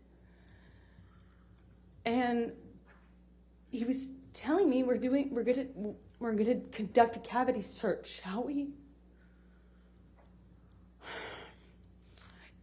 Like, just shoved his fingers inside me.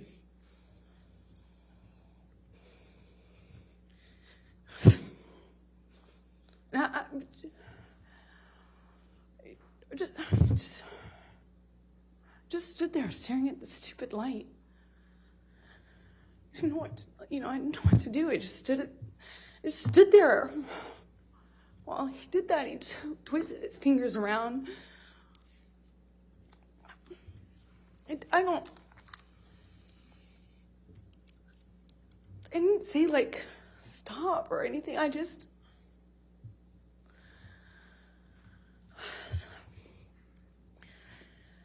So the next morning, what transpired?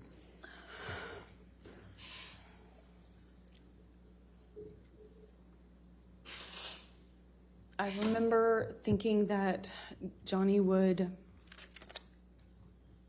change his mind. And it would be, yeah, I thought it would end differently. I kind of froze. I don't know how we went to bed that night. I don't know how I went to bed. I don't know how I slept. I don't know how we woke up. I don't remember having a conversation with him the next day. I don't remember talking to him about it or confronting him about it. I remember wanting it to be okay. I remember just wanting whatever fucking weird trip, whatever trip that was to end, just to be over and for it to just go back to normal. And I remember my friends were out by the pool. Like there was a pool in the center of the trailer park, and I remember putting on my, just putting on my face and going back into this like crap, and I remember seeing my friends by the pool thinking they were just having a great time, and no one knew what was, I felt so lonely, like no one knows everyone was just having a good time, like normal stuff. So I just smiled and made a joke about how trashed the trailer got, and we had to get the manager, who started off furious that Johnny had wrecked the thing. And then he had this like black mesh not tank top, it was like a meshy kind of shirt on. And I remember he came into the trailer and looked around and was like, whoa, what happened here? Whoa.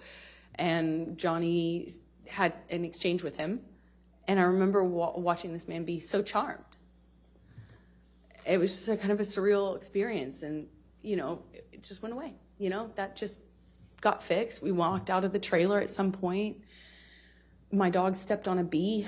We went to the vet and went on with our, vacation. We actually went to another location after that, and then eventually went home and went about our life. I'm going to ask you to take a look. Michelle, can you bring up Defendants Exhibit 176?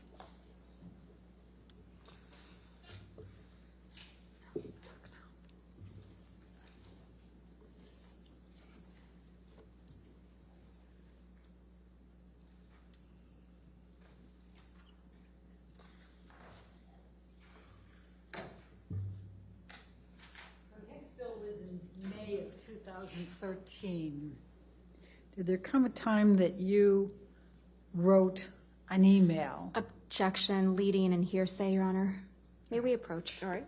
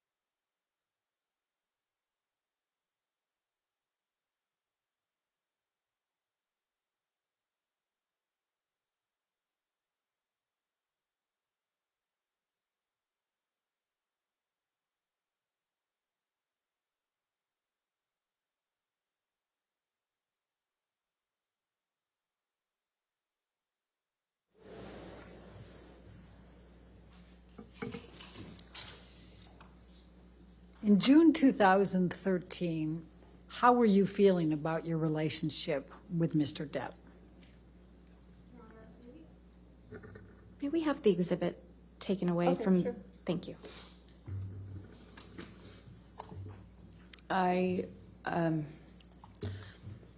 By June, I was so torn. I was so in love with this person. Because when it was good, it was so good. You've never felt love like that. At least that's how it felt. So much. I felt like he recognized me and I recognized him, and there was just something there that was the love of my life.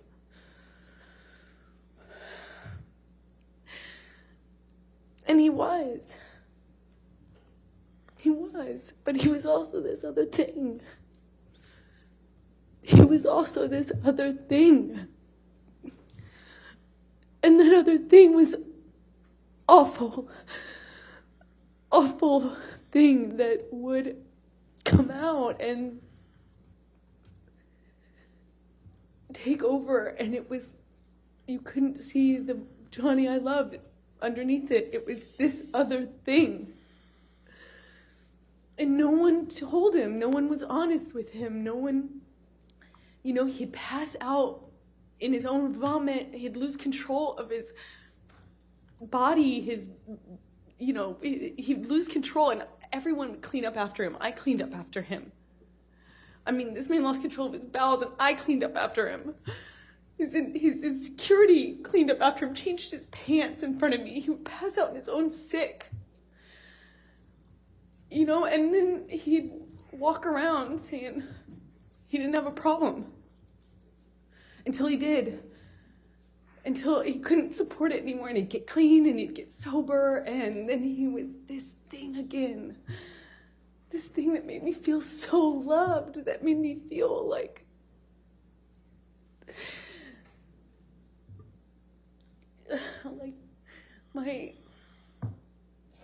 my soulmate, as cheesy as that sounds. I just felt like he knew me. And I recognized something in him, either some part of my makeup and my background or something, that I just got it. And I loved him and understood him. It just got so scary, the other part of him. And in June, I wanted to leave him.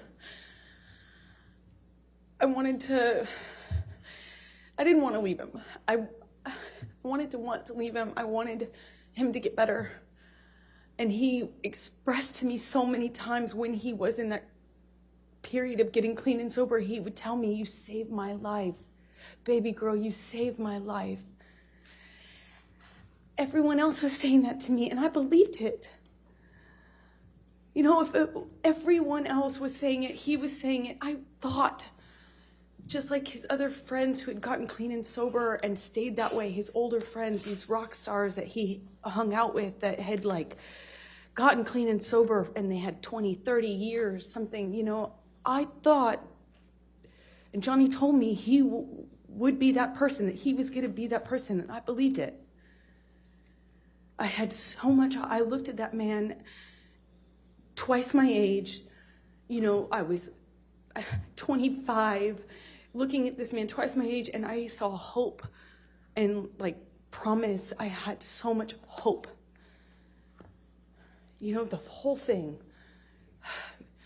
Kids and growing old together, sort of hope.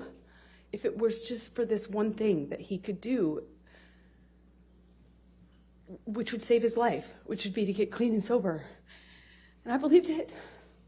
And I wrote this letter to myself, among many letters to myself. Objection, because I hearsay. thought, All she did was refer to that she wrote it. She isn't saying what she said. I'll overrule for that. Thank you. Okay. I wrote that letter because I thought it would be read to him. I could read it to him. I could say it to him in intervention, in help. And he would later thank me for, as he used to thank me all the time for saving his life.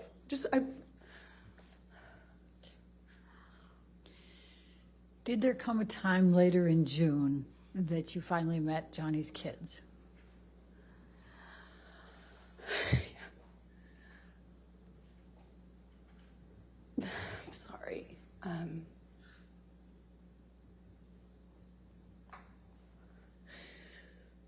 Yeah, I finally met them in the summer of 2013. I had been with Johnny for over a year, maybe like a year and a half at this point, is my best guess.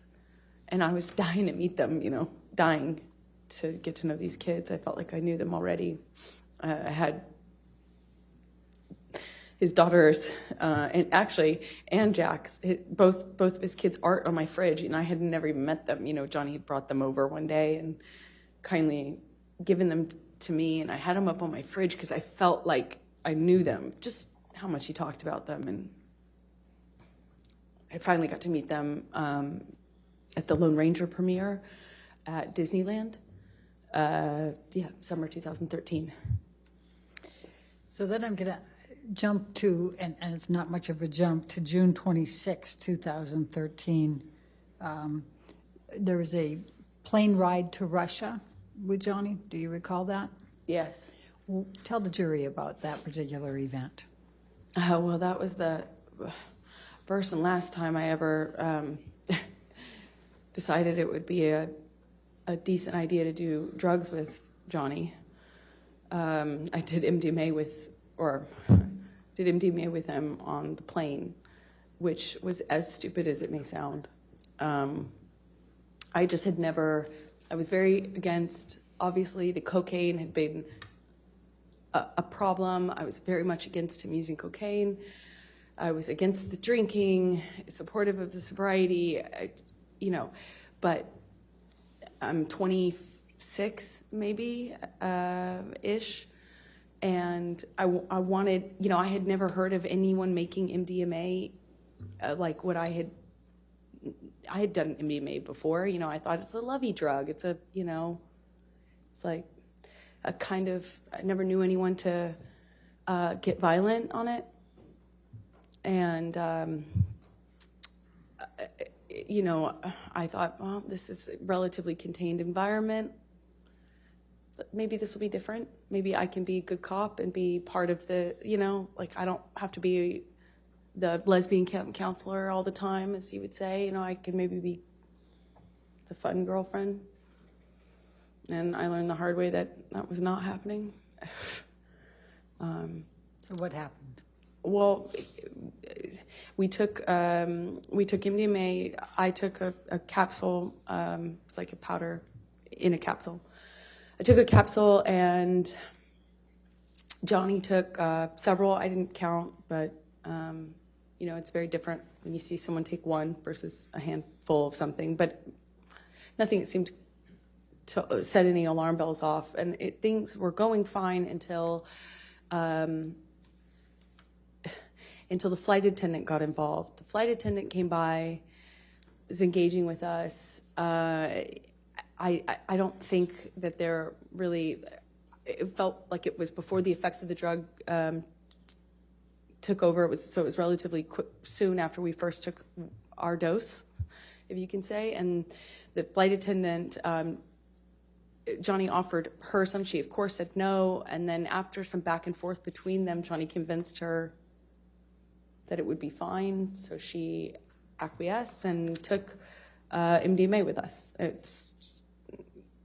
And within, a few minutes go by, and the same thing happened that happened on the mushrooms at Hicksville with the woman, Kelly Sue, who I've told you about.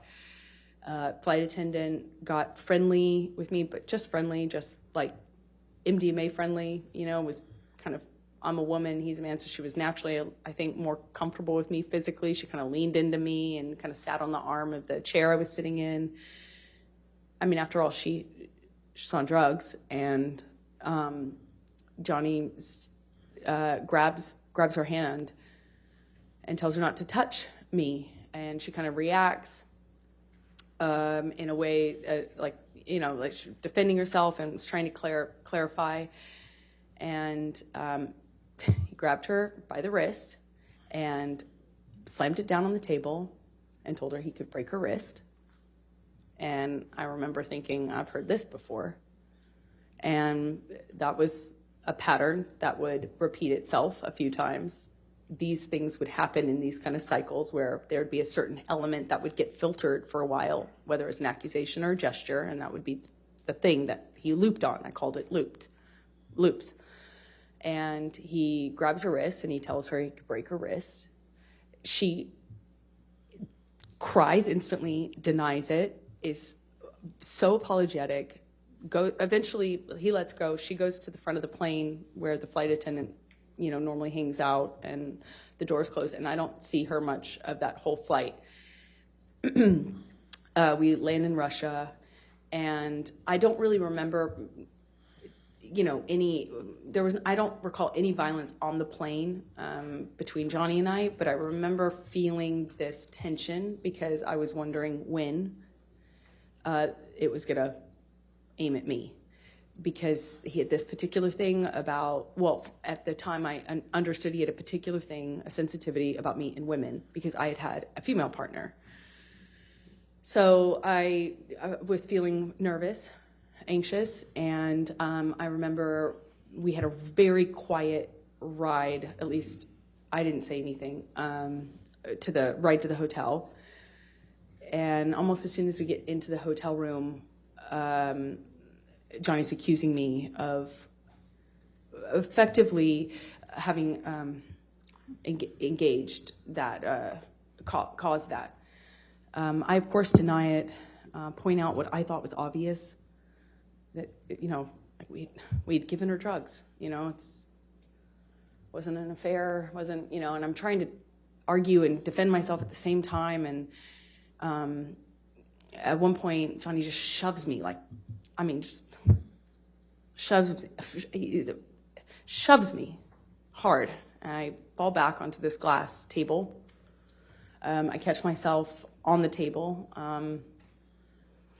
I don't know how some furniture got knocked around. There was I'm trying to stand up for myself. I'm trying to stand up, literally. I'm not, at this point, I don't even try to hit back or try to run. I'm in this hotel room trying to do my best to fight mostly the verbal accusations, but also I try to stay on my feet, At some point, Johnny whacks me in the face, and I don't remember feeling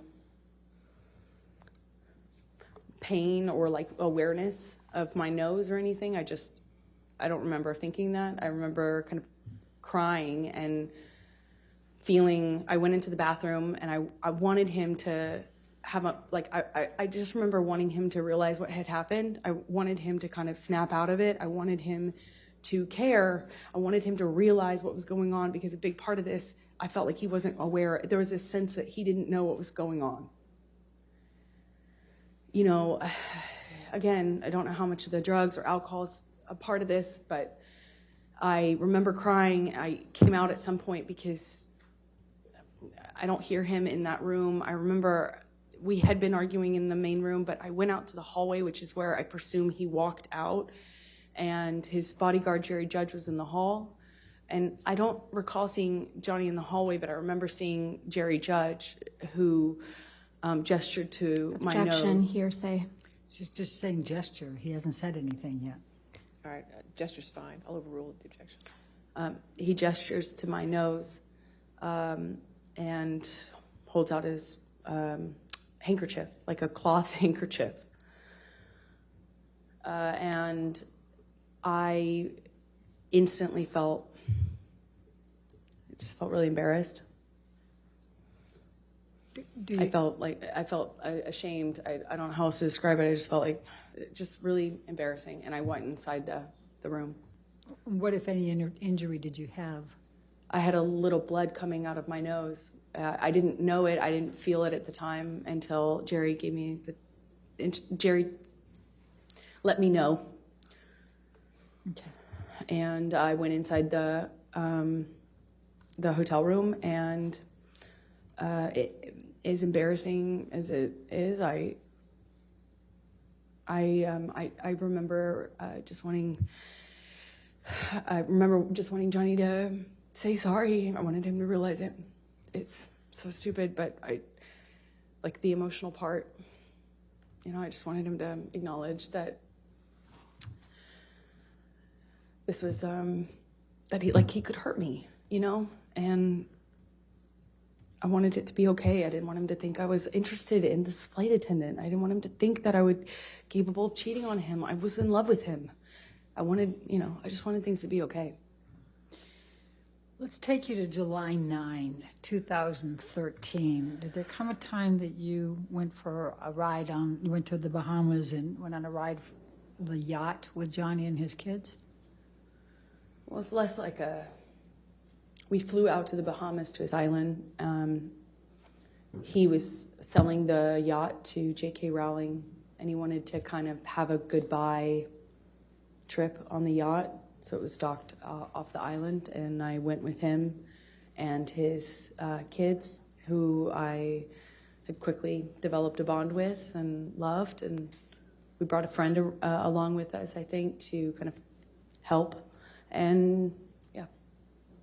Okay. Tell the jury what happened on that trip. Johnny was upset that he had to sell the boat. And he was off the wagon again, but he didn't want to tell his kids, so he was hiding it from them.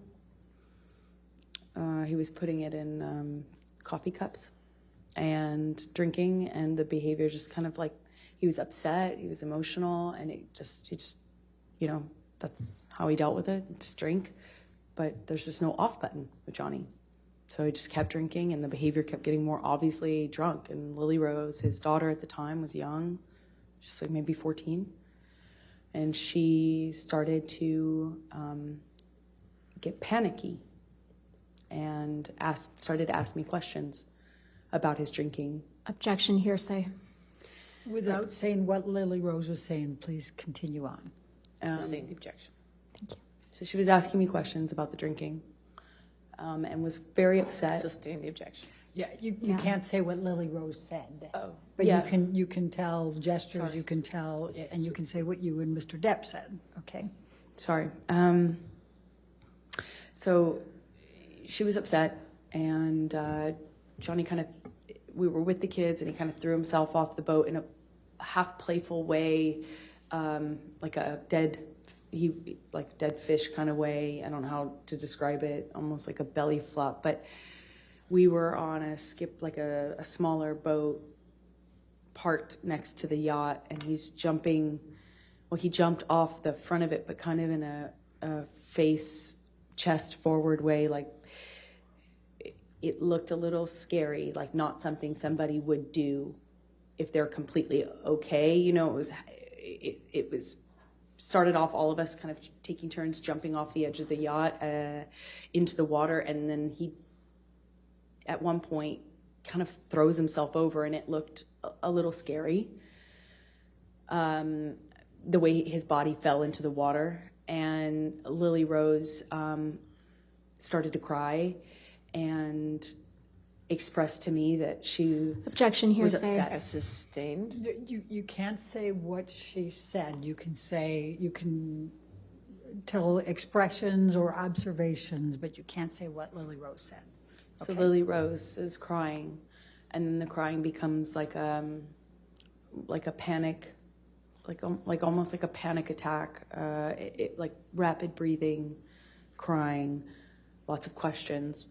And I'm holding her, kind of comforting her, and Johnny comes in, and within a few seconds, I realize that he, you know, kind of shifted his attention on me, and then he seemed very angry. He asked Lily Rose to leave. Lily Rose leaves, looks at me, leaves, crying, and Johnny, I don't remember the words he used, but starts accusing me of kind of like telling on him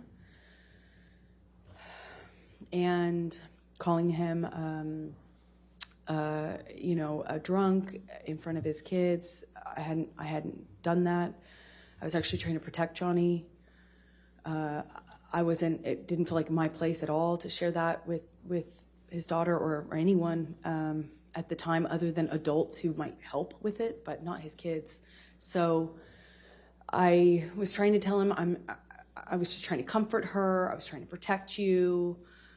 He basically was accusing me of doing this thing and of making them aware of his that he was drinking again. And he slams me up against the side wall of the bedroom of the we were in the bedroom this whole time, but up against the wall of the cabin, and slams me up by my neck and holds me there for a second and tells me that he could fucking kill me. And that was an embarrassment. I was embarrassing. It was an embarrassment. This whole thing was a joke. It was all embarrassment. I made him feel sick. And I'll never forget. I'm very, very, very much in love with this whole family now. And he's saying I'm embarrassing to him. And that somehow stuck in me more than the I could fucking kill you. It just sounded like hyperbole. It sounded like something he was just saying, but the names that he was calling me,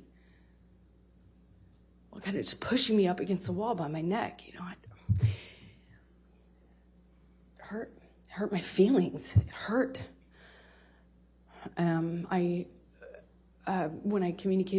I saw Lily Rose again, we get, I won't say what she told me, but the next thing we do is we call for a helicopter to come and take us off of the boat or off of the island. So we leave the boat, go to the landing of a part of the island, or maybe it was a different, island we had to get to leave, and we take off. I'm holding Lily Rose literally holding her under my arm while she's crying, and we're lifting off. And Jack ended up not coming with us at the last minute. He stayed behind. And we were taking off, and I remember being really torn about leaving. I felt bad about leaving, even though that had happened. I still felt awful leaving. I felt awful leaving him. I also felt like I had done something wrong. He was mad at me. I wasn't sure, what I had done, but I remember not being, I'm getting all these text messages from him calling me all these names, and it barely coherent, barely. And I'm holding his daughter crying. And let me just stop you for a moment. Michelle, can you pull up Defendants Exhibit 180? Do you believe that's already in It is already into evidence, Your Honor, so if we may publish it to the jury. And Amber, I'm going to ask you to take a look at 180. And this is text messages from Mr. Depp to you. Do you recall these? Yes, I do. And are these the text messages? Yes, that's what he was sending me while I was taking care of his daughter.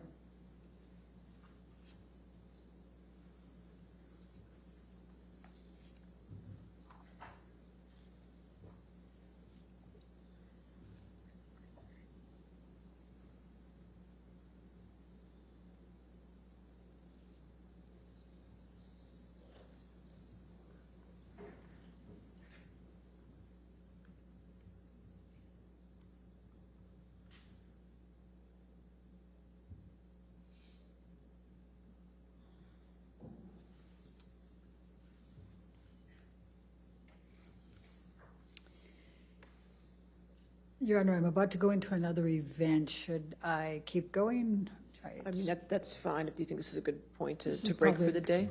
I think it's probably good. All right, ladies and gentlemen, we'll go ahead and conclude for today. Again, do not read anything about this case, do not do any outside research, and don't discuss it with anybody, okay? Have a good evening. We'll see you in the morning, okay?